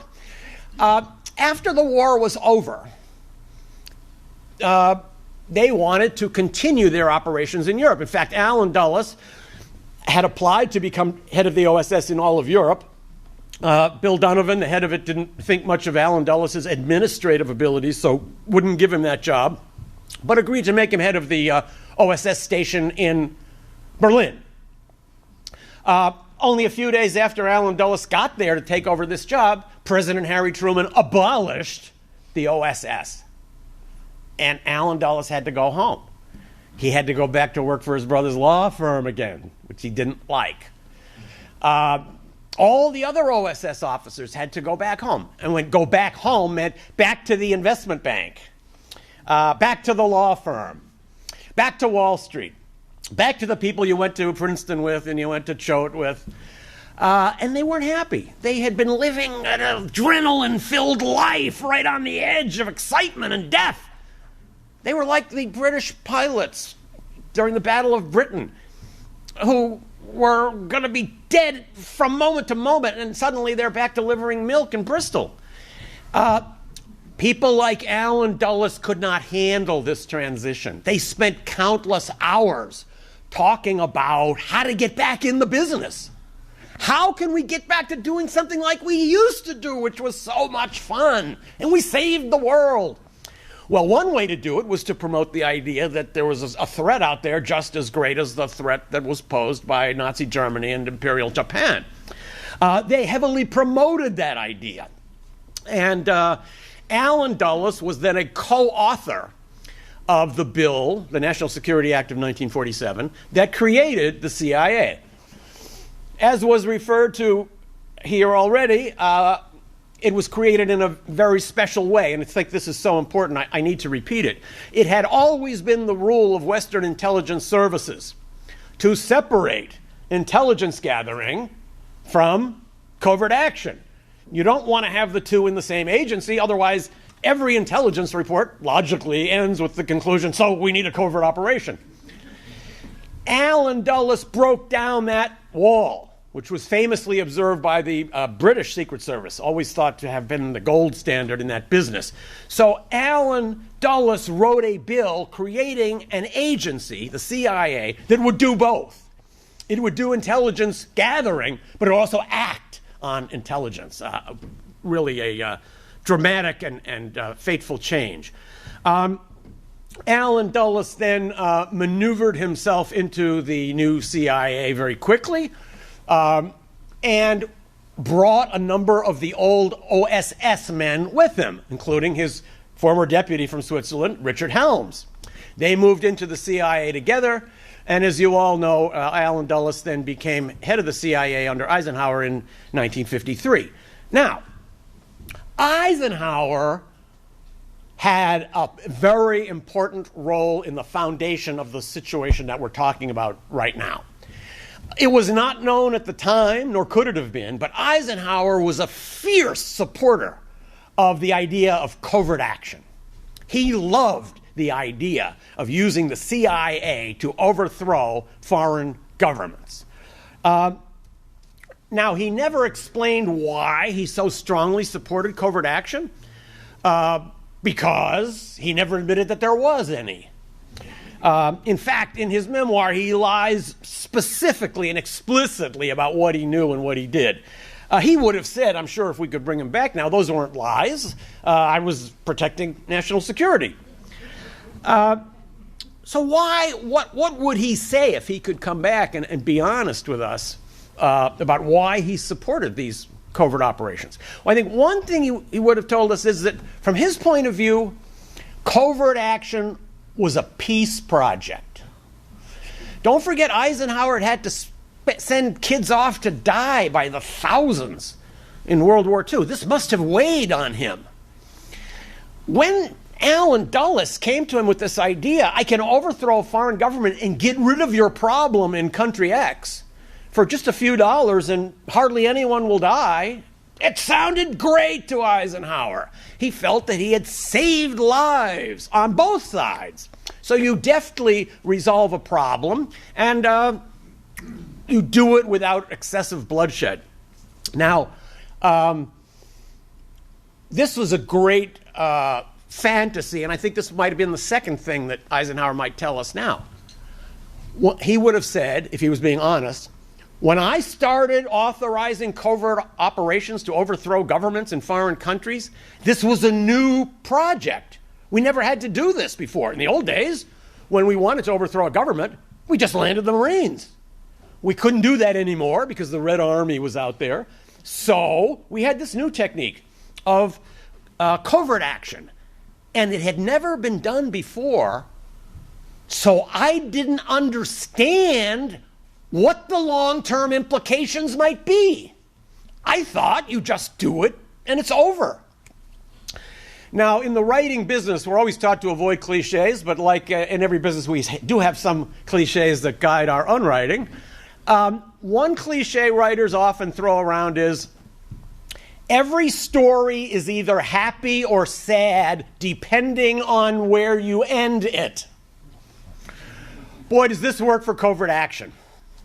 Let's take our first covert action in the Dulles-Eisenhower era, 1953, Mossadegh in Iran. Actually, Eisenhower did not come into office with any anti-Mossadegh feelings. Later, he became a great promoter of covert action and reprimanded Allen Dulles for saying that burning the Cuban sugar fields would work with Castro. He wanted something more, something bigger. And Eisenhower went on to become the first and possibly only president to authorize the assassination of foreign leaders. But in the early days, he didn't come in with any feelings against Mossadegh. But the Dulles brothers did. John Foster Dulles was the senior partner at Sullivan and Cromwell, the law firm that represented most of the major American multinational corporations. One of those corporations was the Schroeder Bank, which was the financial agent for the Anglo-Iranian Oil Company, a longtime client of Sullivan and Cromwell. And of course, Dulles would have realized that if Mossadegh in Iran could get away with nationalizing his country's main resource, other countries might want to nationalize their own resources, and this could upset the whole way the world is run. Therefore, John Foster Dulles was particularly eager to overthrow Mossadegh. Allen Dulles had his own motivation. Allen Dulles' greatest success in his legal career was getting the Shah of Iran to sign on to what was then the largest development project in world history, in which a consortium of American engineering firms would come to Iran and completely transform the country. Mossadegh and his National Front killed that project. And Allen Dulles didn't forget that either. So they came in with the desire to overthrow Mossadegh, and they persuaded Eisenhower to do it. In fact, we can now follow the process by which this coup was approved through the declassified documents. And there's only one moment when any member of the U.S. government expresses any doubt, and it's Eisenhower himself. They're in a meeting of the National Security Council, and Eisenhower says something like, "I'm glad we're getting rid of this communist Mossadegh, but I didn't even know he was a communist." And in fact, Mossadegh was an elderly feudal landlord who despised all socialist ideas. And John Foster Dulles had the great answer. "Oh, you're right, he's not a communist, but Iran is a big country. It's right on the border of the Soviet Union. It has a lot of oil. Mossadegh is old. He's sick. He could die. There's a communist party in Iran. It's too dangerous a situation to be allowed to continue." And Eisenhower agreed, went ahead and launched that operation. As you all know from reading an interesting book about it, it only took Kermit Roosevelt 3 weeks in the summer of 1953 to throw Iran into complete chaos and organize a project by which Mossadegh was overthrown. So, if you could stop history right there, it seemed like the perfect ending. We got rid of a guy we didn't like, Mossadegh, and we replaced him with a guy, the Shah, who would do whatever we wanted. Sounded like the perfect ending. But history doesn't stop. And you can trace that forward now to today. The Shah that we placed back in power ruled with increasing repression for 25 years. His repression produced the explosion of the late 1970s. what we call the Islamic Revolution. That brought to power a clique of fanatically anti-American mullahs who have spent decades working intently and sometimes quite violently to undermine American interests all over the world. That revolution also emboldened Iran's enemy, Saddam Hussein, next door to invade Iran. We were so angry at Iran for overthrowing our Shah in the hostage crisis that we embraced Saddam. We provided him with help in his war against Iran. That was the beginning of our spiral down into the Iraq disaster we're still in. That revolution of 1979 also terrified the Soviets, who thought that radical Islam would now be penetrating through their southern border. That was one of the motivations that led them to invade Afghanistan. That's what brought us into our death cycle in Afghanistan, from which we're still not able to extract ourselves. And our confrontation with Iran continues to be a major part of our foreign policy. So, a lot of history unfolded from 3 weeks in the summer of 1953. Allen Dulles and Eisenhower followed this path relentlessly through the 1950s. The very next year after overthrowing Mossadegh, their next target was Arbenz in Guatemala, who had the temerity to propose a land reform law that affected the interests of United Fruit Company, one of the oldest and most faithful clients of Sullivan and Cromwell. The Dulles brothers had personally been in Guatemala working for the United Fruit Company and arranging its contracts with past dictators. So they wanted to get rid of him for those reasons that stemmed directly from that. So why do we carry out these operations? What is the motivation?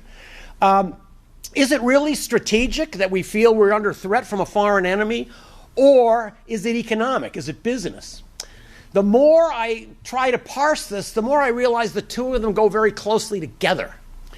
So we look at somebody like Arbenz or Mossadegh, or later on, Sukarno, Lumumba, so many other third world leaders, and we say these people are not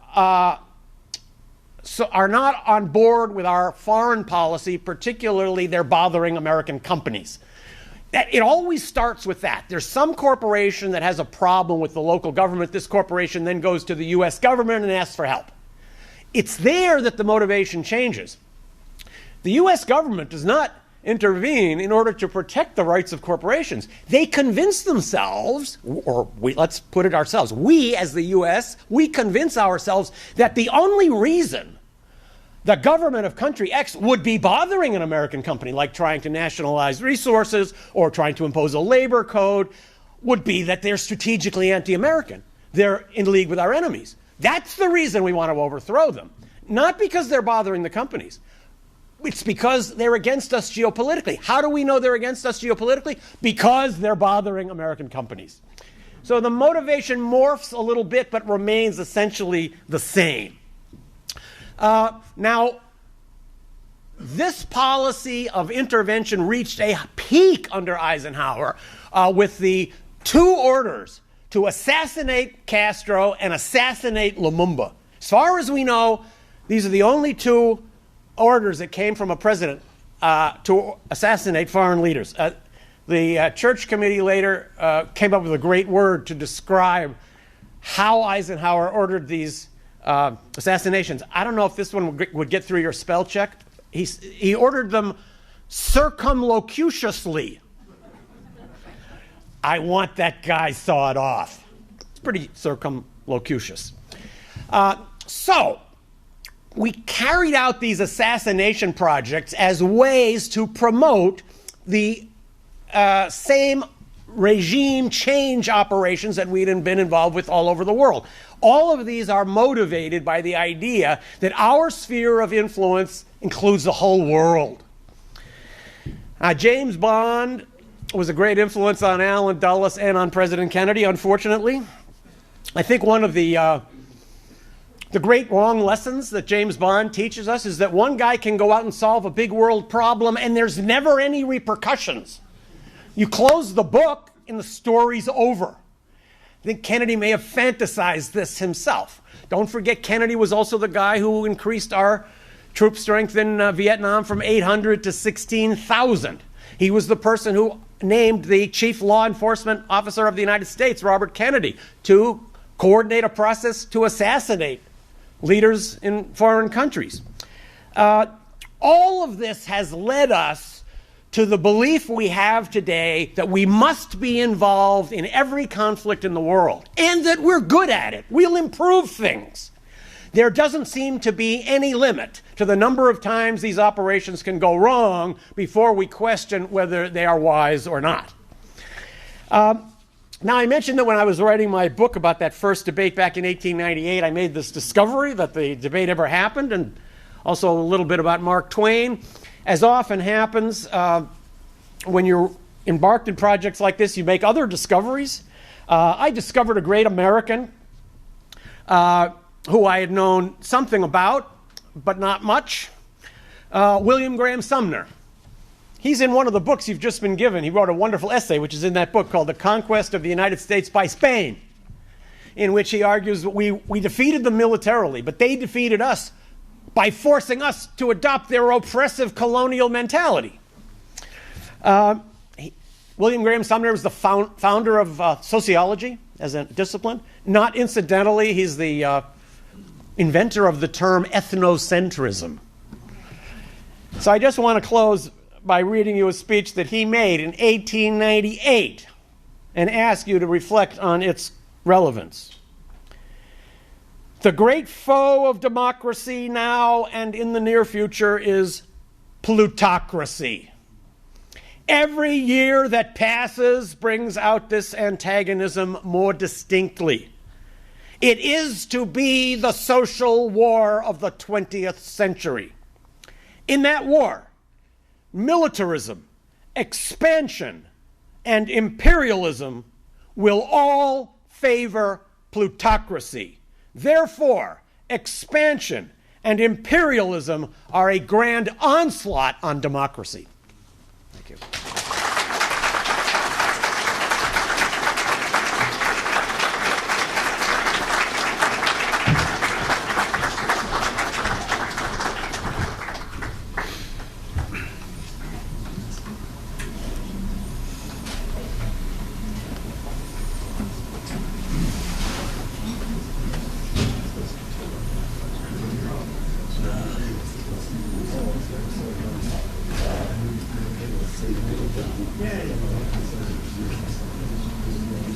Go ahead.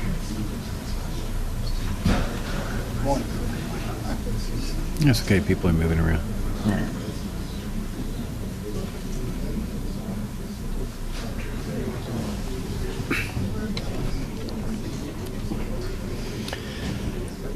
Douglas P. Horn, our next speaker, served as head of the military records team on the Assassination Records Review Board, the independent federal agency established by Congress in the 1990s to secure release of the long-secret official records relating to the assassination of President John F. Kennedy. The ARRB, of course, was formed in response to the public outcry over the secrecy of records as reflected in Oliver Stone's movie JFK. Horn played an instrumental role in locating and securing the release of U.S. military records on Cuba and Vietnam policy from 1961 through 1964. He is the author of the 5-volume book, which is absolutely fantastic and which really was an eye-opener for me, called Inside the Assassination Records Review Board, the U.S. government's final attempt to reconcile the conflicting medical evidence in the assassination of JFK, and the author of FFF's best-selling ebook, JFK's War with the National Security Establishment, Why Kennedy Was Assassinated. He also made a 6.5-hour video presentation entitled Altered History, Exposing Deceit and Deception in the JFK Assassination Evidence for the Future of Freedom Foundation, which has now received 240,000 views. His most recent book, Deception, Intrigue, and the Road to War, is about FDR and Pearl Harbor. The title of Doug's book is The National Security Establishment's Obsession with Invading Castro's Cuba, 1960 to 63, the Bay of Pigs, Northwoods, and Beyond. Please welcome my friend Douglas Horn.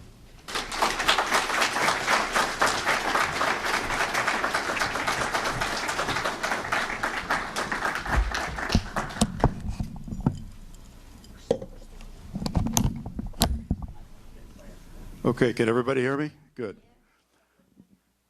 It's a great honor to be part of this conference. Thank you, Jacob. And thank you to the Future Freedom Foundation. Now, my presentation is very heavy on text, as my presentations always are.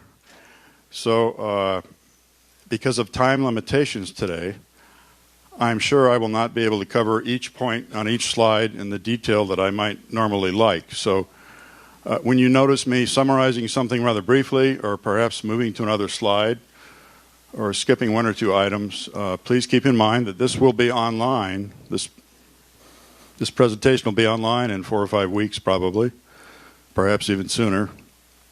And there will be this visual record of the PowerPoint, so you'll be able to go back and read all of this text in detail. Thank you.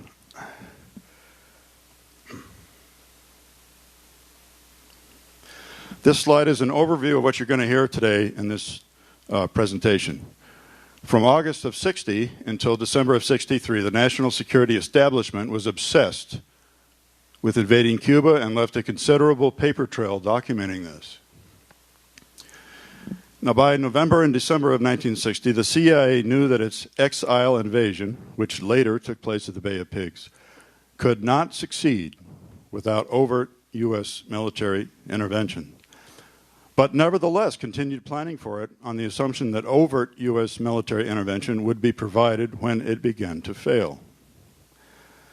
JFK had warned openly that he would not allow U.S. military forces to participate in a Cuban invasion, but the CIA and the Pentagon did not believe him and were mistakenly convinced he could be leveraged if and when the invasion began to falter. And of course, the invasion faltered and failed. It was the perfect failure. We'll talk about this in a minute. Now, Operation Mongoose was established on November 30th of 1961, and its goal was to sponsor psychological and economic pressure, sabotage, and paramilitary operations against Cuba. And the goal was to bring down the Castro regime. Everybody in this room probably knows that. But some of you may not know is that, stimulated by the Mongoose operations officer, Brigadier General Lansdale of the Air Force, in March 1962, the Pentagon proposed numerous pretexts for instigating a U.S. military invasion of Cuba, dubbed Operation Northwoods. And this plan, stimulated by Lansdale and submitted by Lemnitzer, was rejected by JFK that same month. So in April of 1962, the very next month, the Joint Chiefs of Staff wrote a blistering tutorial to Secretary of Defense McNamara demanding that the United States invade Cuba and no longer mentioning pretexts. They said, we have to do this anyway, and we have to do it right now. Well, that did not happen.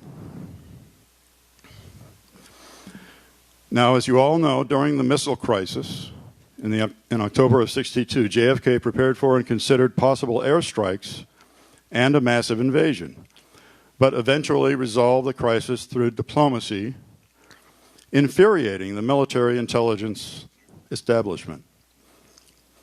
An informal no-invasion pledge was publicly made by the Kennedy administration in November of 1962 in exchange for no reintroduction of offensive weapons into Cuba by the USSR.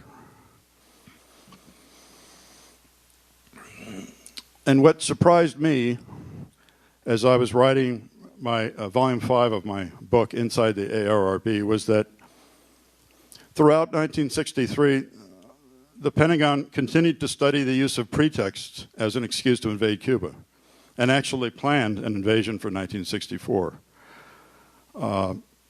And the person behind that was Kennedy's most trusted general, General Maxwell Taylor, which is still very disturbing to me.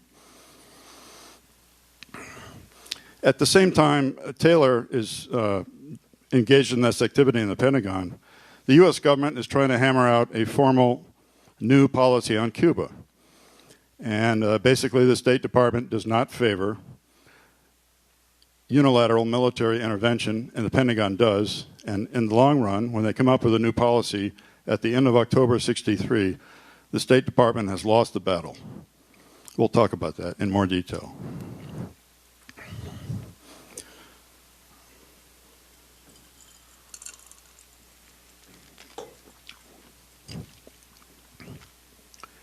Now, remarkably, all of the above pressure to overthrow the Castro government by unilateral U.S. military action took place in an environment where the U.S. Commander-in-Chief, President Kennedy, strongly opposed any U.S. invasion of Cuba with the U.S. military. It is a remarkable example of a national security establishment determined to see its will prevail over a non-cooperative chief executive. Only with JFK's assassination in 1963 and Lyndon Johnson's immediate focus on Vietnam instead of Cuba did this pressure to invade Cuba subside and wither away. So this is our topic today. There are implications of this struggle which I hope to reach at the end of the presentation, if I don't run out of time. So the Bay of Pigs, what became the Bay of Pigs, was born in March of 1960 when Eisenhower approved covert actions against the Castro regime. There was no mention yet of U.S. military invasion, at least not overtly, but paramilitary operations were envisaged. So the actual permission to conduct paramilitary ops and invade Cuba with Cuban exiles was issued in August of 1960 by President Eisenhower. His main concern was plausible deniability. So the initial plans only envisaged using about 500 Cuban exiles, and the key thing about this plan was that it had to stimulate an internal uprising. That was absolutely essential to its success. This was the planning, the thinking in August of 1960. Just to keep yourself apprised of what else is going on, in August of 1960, the same month, the CIA began to enlist the American Mafia to assassinate Castro.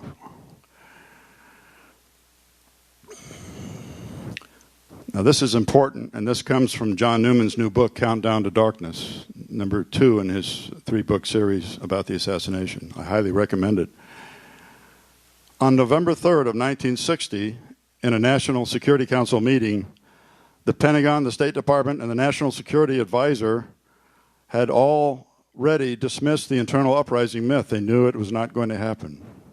Castro's police force was too large, his army was too large, and his control of the populace was well established, and he was popular.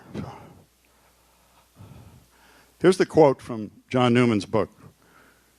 This is from the minutes of that NSC meeting. Quote, Mr. Gray, that's Eisenhower's NSA, expressed the opinion that we will never be able to clean up the situation without the use of overt U.S. military force. He suggested the possibility of using the CIA-backed exiles to mount a simulated attack on Guantanamo in order to offer an excuse for overt intervention, end quote. So this is the first mention of the possible use of pretexts to invade Cuba. Now, although this didn't happen at that time, this idea remained alive within the U.S. government and actually dominated planning in 1962 and 3, the use of pretexts.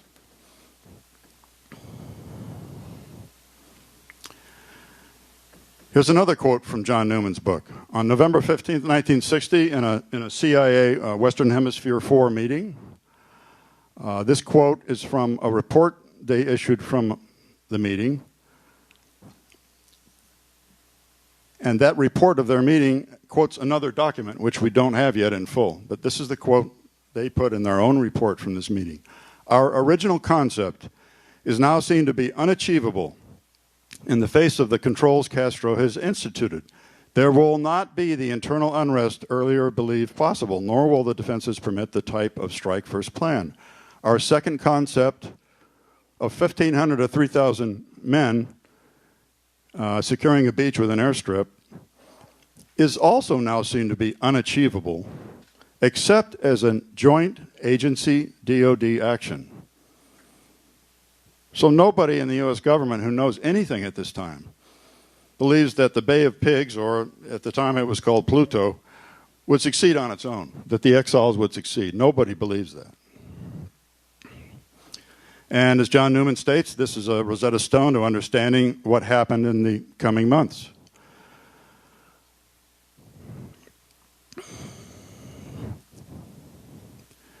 JFK was repeatedly falsely informed by the CIA that the exile invasion would indeed stimulate a widespread internal uprising in Cuba that would lead to Castro's downfall, and they knew it wasn't true.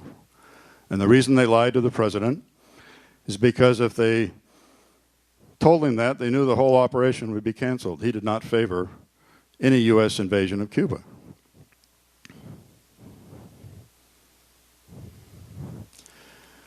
So President Kennedy was briefed twice right after the election by Dulles and Bissell. The first time, I think it was November the 18th. We don't have a documentary record of what was said, but we do have a record of what was said on November 29th. And here's what happened. Bissell told the president that a significant strike force, that's the Cuban exiles, would act as a catalyst in ultimately provoking an anti-Castro uprising on the island. This lie is repeated and maintained ever after by the CIA in all subsequent presidential planning sessions for the exile invasion. On January 3rd, 1960, President Eisenhower raises the subject of pretexts, which his national security advisor had raised the previous year. And Eisenhower said, quote, "Perhaps we could think of manufacturing something that would be generally acceptable." And, you know, he said, end quote. And if he had a really good excuse, he'd send in U.S. troops then. But he didn't have a really good excuse. So that idea remains alive within the U.S. government and basically takes over U.S. planning in 62 and 63, the use of pretexts.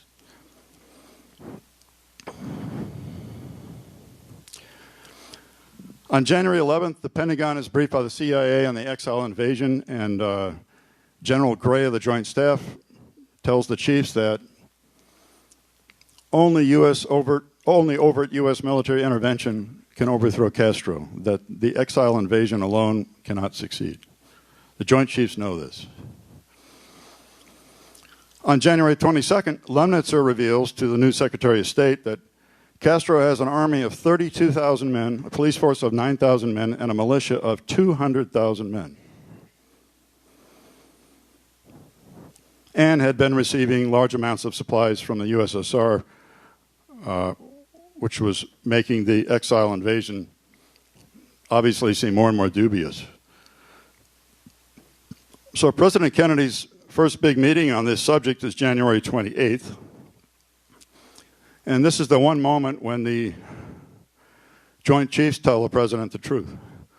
Dulles reports to the president at this meeting that the Pentagon's position was that no currently authorized course of action could succeed in overthrowing the Castro regime. And, of course, this was true. And Lemnitzer confirmed this by saying that in spite of the CIA's optimistic view about the chances for the exiles to land and hold a beachhead, soon after they landed, Castro would bring in superior forces, and the question would then be who would come to their aid.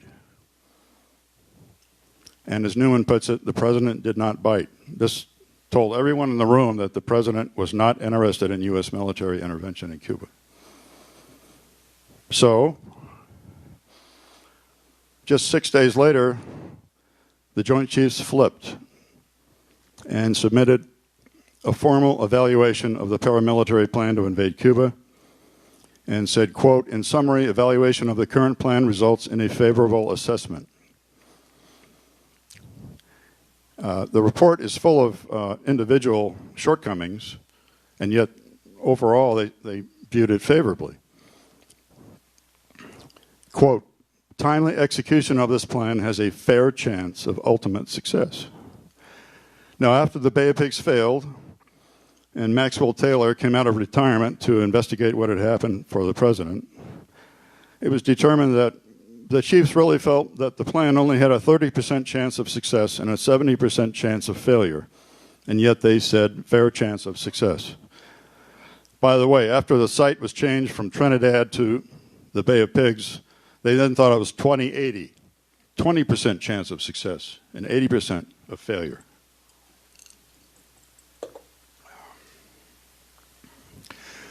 So on March 11th, President Kennedy disapproves Operation Pluto because he doesn't like the site at Trinidad. It's too noisy, it's too public. He's obsessed with plausible deniability, as was Eisenhower. And on March 15th, the Bay of Pigs is presented as the new site. Invade at the Bay of Pigs, invade the Playa Girón Peninsula, with approximately 1,500 men, a little bit less than 1,500. The Joint Chiefs of Staff approve this plan also.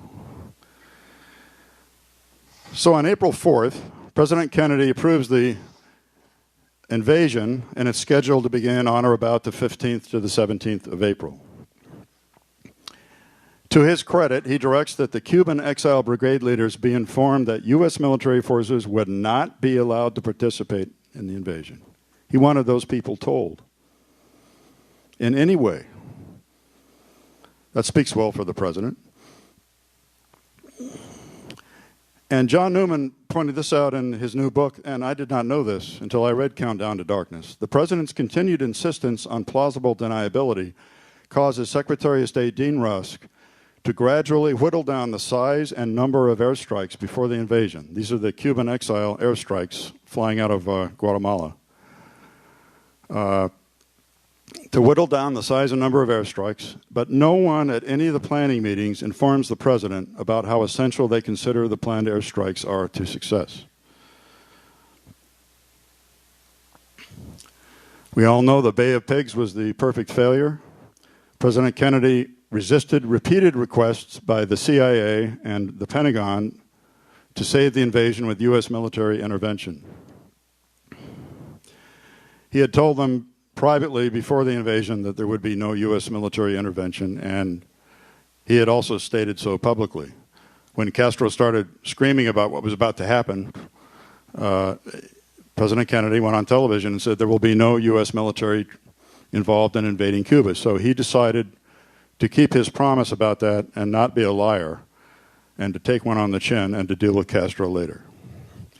He also was not in favor of trying to save a hopeless and doomed exile invasion with ill-advised, ad hoc, incremental, and piecemeal U.S. military actions. And he also knew he'd been set up. As David Talbot put it in his book, The Devil's Chessboard, the Bay of Pigs was, quote, not simply doomed to fail, it was meant to fail, end quote. Meant to fail to suck the president in and get him to commit U.S. military forces. Now, John Newman has published many eloquent comments about the Bay of Pigs in his new book, Countdown to Darkness. I'm just going to read the last one.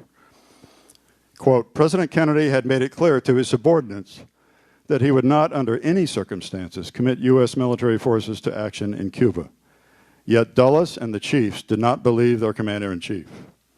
They were certain that once the exile brigade was pinned down and being slaughtered on the beachhead, Kennedy would have to give in.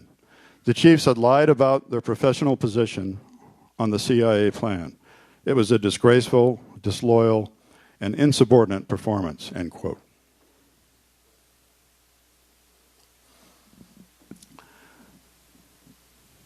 So once Maxwell Taylor completed his review of the debacle, President Kennedy motored over to the Pentagon on May 27th and scolded the chiefs of staff to their faces. That cannot have been a pleasant meeting for anyone. He told them how dissatisfied he had been with their recent advice on Cuba and Laos, which were characterized by poor staff work and narrow-minded, blinded recommendations that failed to consider international or global strategic considerations. And then this meeting in person was followed on June 28th by 3 national security action memos, which many of you have heard of, 55, 56, and 57. 55 was a personal scolding directly to the chairman of the Joint Chiefs of Staff, Lemnitzer. I expect the Joint Chiefs of Staff to present the military viewpoint in governmental councils in such a way as to assure that the military factors are clearly understood before decisions are reached. I regard the chiefs to be more than military men and expect their help in fitting military requirements into the overall context of any situation. The third INSAM issue that day, 57, said that the CIA can no longer conduct paramilitary operations unless they're small in size and within their scope and can remain wholly disavowable and wholly covert, and that any large paramilitary operations in the future would be the responsibility of the Pentagon.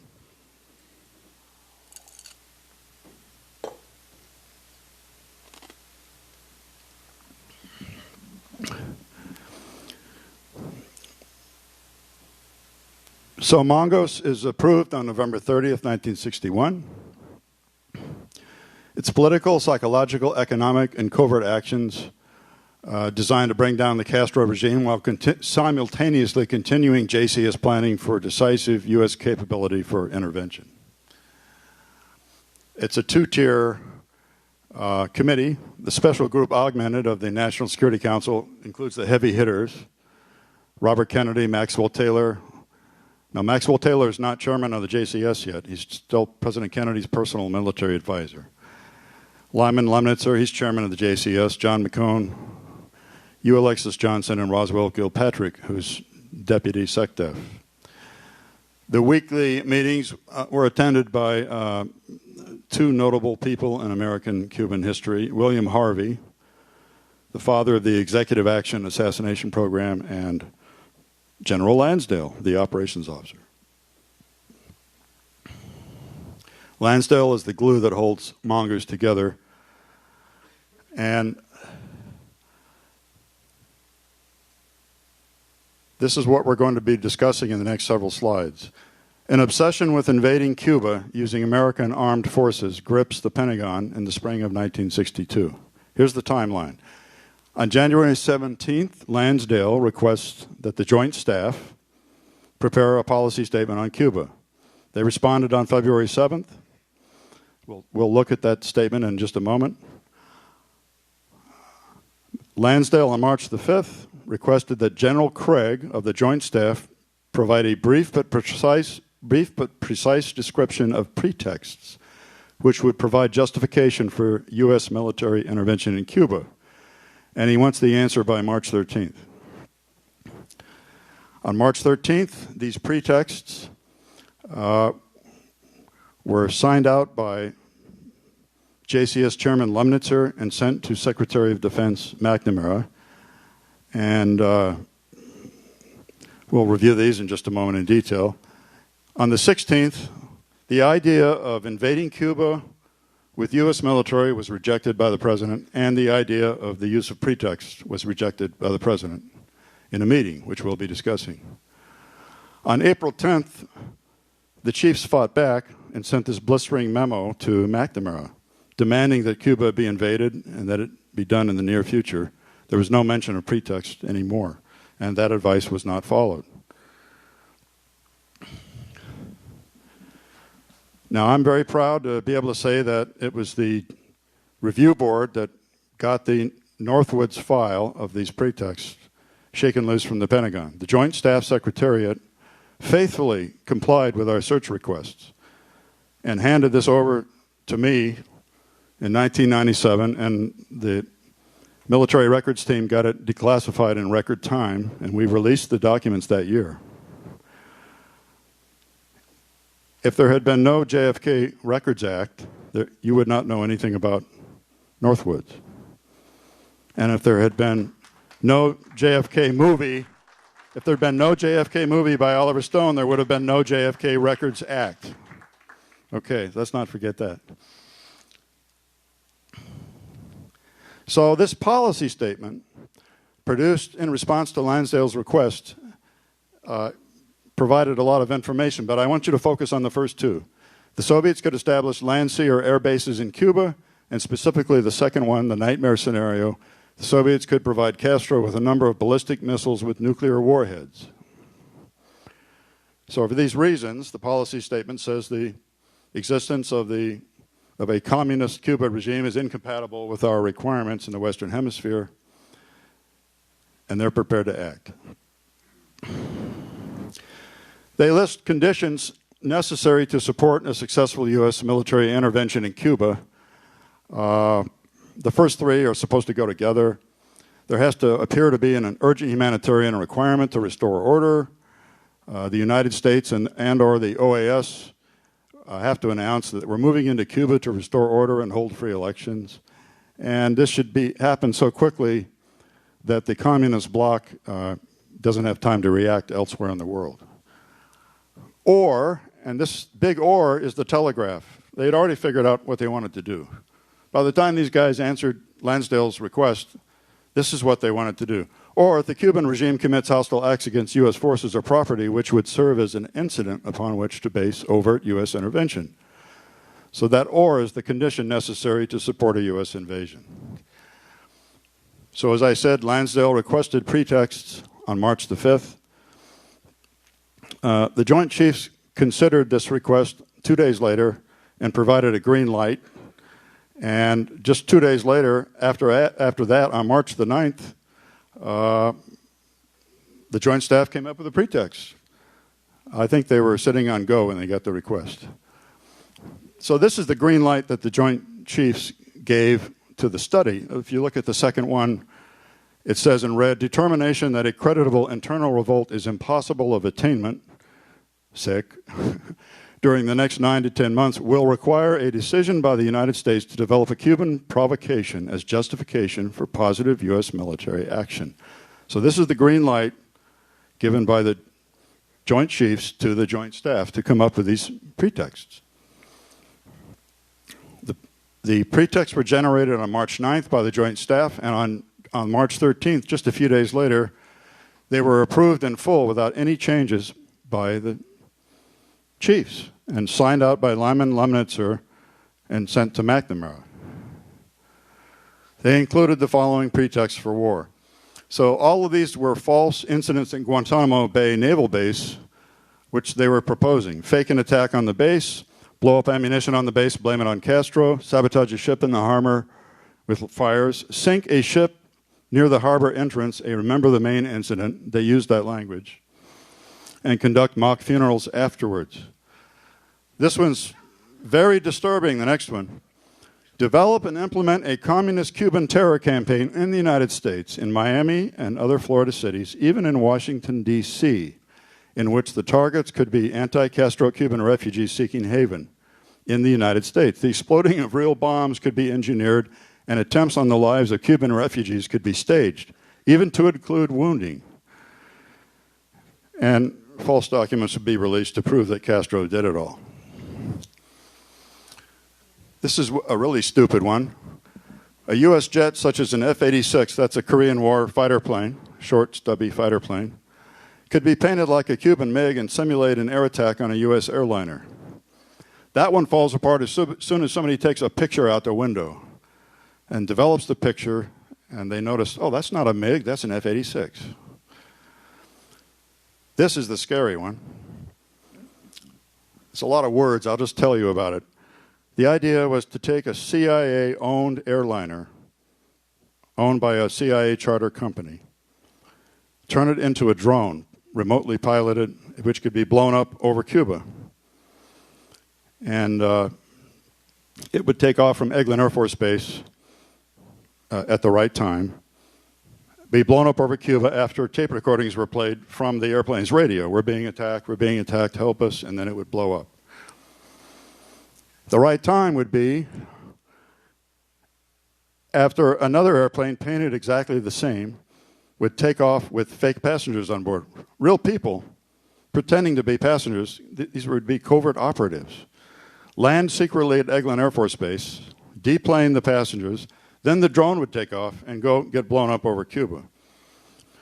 Nobody's ever explained to me how this story is going to stand up when there are no bodies found. Think about that. There probably would have been an international investigation. There would have been no bodies, but these people were serious about this.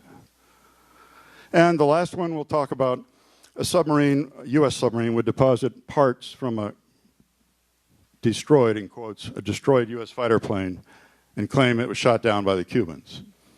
And this would involve a pilot leaving formation without the other pilots knowing what was happening. He would leave the formation, claim he was being shot down, he would disappear and go back to his normal job. I'm going to leave you with one thought. After World War II, we prosecuted people at Nuremberg for a conspiracy to make aggressive war. That's what this is, a conspiracy to make war. And there's only one reason it wasn't done, and that's John F. Kennedy, who rejected the idea of the use of pretext on March 16th, 1962. I'm not going to read all of these points to you. You can read these later online. It was brought up at a meeting by Lemnitzer. Kennedy rejected the idea of pretext and also rejected the idea of invading with U.S. forces, even if there were a popular revolt in Cuba. He says, we're not going to invade Cuba. End of subject. Lansdale took the minutes, and they weren't declassified until March 28, 2005.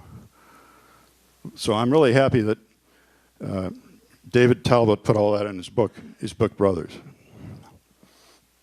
I've mentioned that the Joint Chiefs fought back and wrote a strong April memo to McNamara saying we need to invade Cuba now. And they think it can be done without risk of general war. That's the euphemism for worldwide nuclear conflict. They think it can be done without the risk of general war. They do state continued police action would be required. That's an understatement.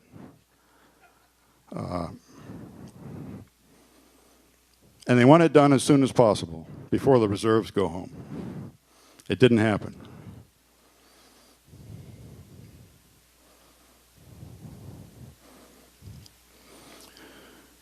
So why did the Soviet Union put, oh boy, I better speed up. Why did the Soviet Union put missiles in Cuba? They were very aware of their strategic nuclear inferiority, and they wanted to defend their socialist communist ally, and they had misjudged President Kennedy as a weak leader based on Bay of Pigs and the Vienna Summit. And they thought he could be rolled. So during the crisis, I'm sure you all know that the consensus position of the Joint Chiefs and the CIA was in support of bombing and invading Cuba to remove the medium-range ballistic missiles. However, JFK chose blockade in concert with the threat of airstrikes and invasion and strong diplomatic pressure. The hardliners, the Pentagon and the CIA, were of the opinion that the president could no longer refuse to take direct military action and that the U.S. no longer needed any pretext for invasion, since a bona fide reason, indeed an imperative, had presented itself. After the crisis was resolved through diplomacy, President Kennedy met with the chiefs to thank them for their advice. There had been considerable friction with them during the crisis, and he said, "Gentlemen, we've won. You know we've won, I know we've won, but I don't want anyone to gloat about it." The responses were, George Anderson, Chief of Naval Operations, "We've been had." LeMay exploded. "One hell, we lost. It's the greatest defeat in our history. We should go in and wipe them out today," end quote. And of course, the tapes reveal that during the crisis, directly to President Kennedy on October 19th, LeMay said, "This is almost as bad as the appeasement at Munich, and you're in a pretty bad fix."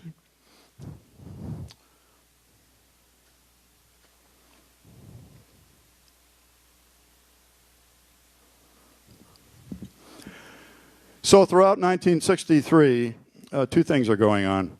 The government's trying to come up with a new Cuba policy, because Mongoose was a dead program at this point. It was dead. And while the government is holding interdepartmental meetings, Maxwell Taylor is planning to invade using pretext, and he's planning to invade in 1964. Let me see if I can speed this up.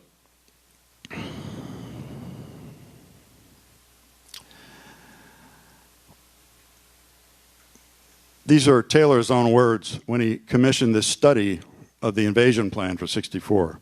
Quote, "Consideration should be given to the advantages of engineering an incident as a cause for invasion," end quote, because he knows there's not going to be a spontaneous revolt in Cuba. They send his own assumptions back to him as a policy statement, the Joint Staff, very loyal, and at the bottom of this slide, you'll see the conclusion section states, U.S. should create a pretext for overt U.S. military intervention in Cuba.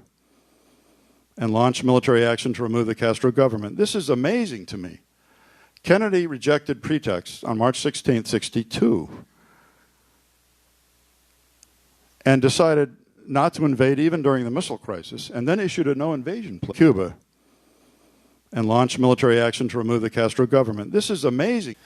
Now, the invasion plan for 1964, which Sinkland came up with, included many steps. I'm going to just read you 3 of the milestones. The State Department's job is to come up with a free Cuban government. That's what they were supposed to do before the Bay of Pigs, too. They're supposed to insert them about July 15th, 1964, about the time they begin to mobilize the U.S. military for the invasion. Listen to this, folks. On Cuban Independence Day, that's the equivalent of our July the 4th, a surprise airstrike would be launched against Cuba by the United States. The invasion would take place about August 3rd, and the assumption was that by October 1st, note that's a month before the election in 1964, it would all be over. This was mysteriously withdrawn from consideration on October 4th, 1963. We don't specifically know why. I'm planning to launch a devastating surprise air attack on the Cuban Independence Day was unbelievably tone-deaf, to say the least.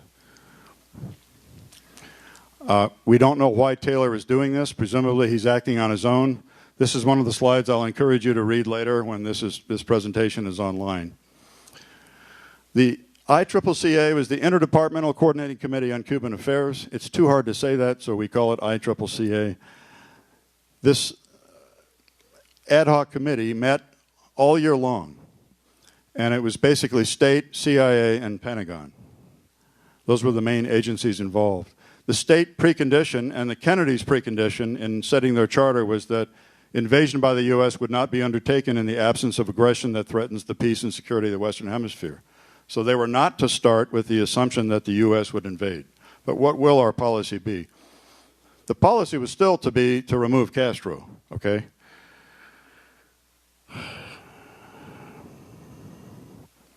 The hawks on the committee, or hawks studying the work of the committee, people like Paul Nitze, Elmo Zumwalt, and the Joint Chiefs themselves eventually hijacked this committee and came up with a resolution that did indeed authorize massive U.S. military intervention as the U.S. policy, as the new U.S. policy, if it was preceded by a U.S.-instigated coup in Cuba, which would give the military action legitimacy.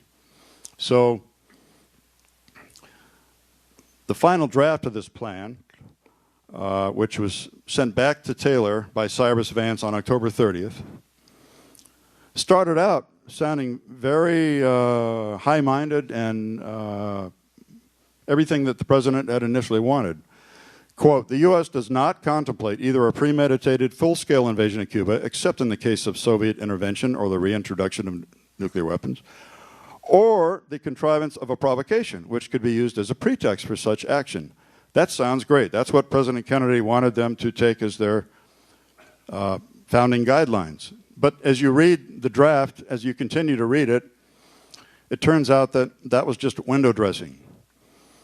Because the whole plan, and I encourage you to read this later online, the whole plan was to insert a new government into Cuba, selected by us, of course, insert a special team along with them, which within one day, 24 hours, that's a joke, would make a decision on whether or not Cuba was ready for the invasion. In other words, would the new government we inserted be able to instigate a coup? Would they be able to take over the government? And if they were able to do so, the coup leaders would publicly proclaim a provisional government and openly request U.S. and OAS assistance. The president would then announce isolation of Cuba by air and sea blockade, and then we would invade using the same op plans that we were going to use during the missile crisis. Presumably, this coup in Cuba, which was what they called this plan, would have involved an assassination, presumably. So this staged or engineered coup, probably engineered by CIA assassination and the immediate insertion of a new Cuban government, was nothing more, in my view, than a pretext. So this idea would not go away. Extreme bitterness and deep hatred for JFK over U.S. foreign policy direction existed within key elements of the national security state, the Pentagon and the CIA, following the end of the Cuban Missile Crisis. This is John Newman's language, and I couldn't think of a better way to say it, so I used his language: extreme bitterness and deep hatred for the president. I believe that widespread anger within the establishment over President Kennedy's desire not to invade Cuba prior to the missile crisis and his refusal to do so during the crisis was surely the proximate cause of his assassination. Now, other events during '63 surely stiffened the resolve of the coup plotters. I'm talking about the U.S. coup plotters that removed President Kennedy, to do what they wanted to do, asking the FBI to shut down the training camps for Cuban exiles, the peace speech, the nuclear test ban treaty, and then his attempt for a rapprochement with Castro in September and October of '63. All of those things, I'm sure, and especially the decision to withdraw from Vietnam in October, which I know Jim will talk about later today, in SAM 263, those additional decisions, I think, only strengthened their resolve, but I assume the assassination plot was hatched right after the missile crisis. I believe that a coup took place in this country is undeniable. There's indisputable evidence of crossfire in Dealey Plaza. The U.S. government did all it could to cover up the assassination, not to solve it. I'm talking about people inside the CIA and the FBI. That's what I'm talking about. President Kennedy's autopsy was a sham intended to suppress all evidence of shots from the front and report only evidence of shots from the rear, consistent with the official cover story, which is that a man in a building shot a man in a car. I have to finish in 2 minutes, so let me just summarize why I say the autopsy is a sham. I wrote a 5-volume book documenting this, over 1,800 pages, so please take my word for it. Okay, here are the summary points of why I say the autopsy is a sham. The President's body arrived at Bethesda 20 minutes prior to the motorcade from Andrews Air Force Base in the wrong casket and in the wrong vehicle, proving a break in the chain of custody and thus invalidating the autopsy. That's a medical legal fact. That would have invalidated the autopsy if it had been known at the time. Numerous autopsy photographs and at least 2 skull x-rays are missing. The 3 surviving skull x-rays are forged composite copy films. They're altered films. Thanks to the work of David Mantic, we know this. The conduct of a second fraudulent brain exam followed the initial brain exam after the autopsy. Things like this just don't happen, folks. You're killed by a gunshot wound to the brain, there's an autopsy on your body, your brain is preserved. The brain is examined once. It's cut up and examined and photographed. There were 2 brain exams following President Kennedy's autopsy. The photographs from the second exam of a substitute brain is what's in the National Archives today. It's not President Kennedy's brain that's imaged in those photographs, and it's not the pattern of damage that was really in his brain, okay? That's how you control an investigation, and that's how you buttress a false autopsy report. The JFK autopsy report in the archives today is only the 3rd written version. The first 2 were destroyed, one by burning by Dr. Humes, the second one was kept by Robert Kennedy, never given to the archives. We don't know where it is today. It's probably at the bottom of the Atlantic Ocean in the Dallas casket. I'm going to leave you with this closing thought. Right here. The legend constructed around President Kennedy's accused assassin as a Castro sympathizer was clearly a determined attempt by those who designed the assassination plot to blame JFK's death on Fidel Castro. Was JFK's assassination, therefore, designed to serve as a Northwoods-style pretext for a U.S. invasion of Cuba? That's my big question that I leave you with to consider. The love of pretext was endemic in all Cuba planning throughout 62 and 63. Although President Kennedy's assassination did not trigger an invasion of Cuba, it may nevertheless have been intended to. And in the minds of the operational planners, the coup plotters who took down President Kennedy, it would have been the perfect revenge against a president they hated and despised, namely to ensure his death became the stimulus for the U.S. military invasion of Cuba that he would never authorize. Thank you.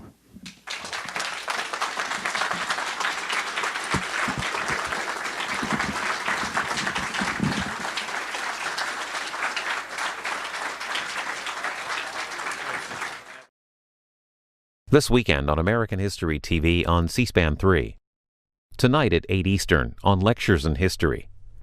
University of Washington professor William Rohrbaugh compares the 1950s beats and beatniks to the hippies of the 1960s. The Beats were despairing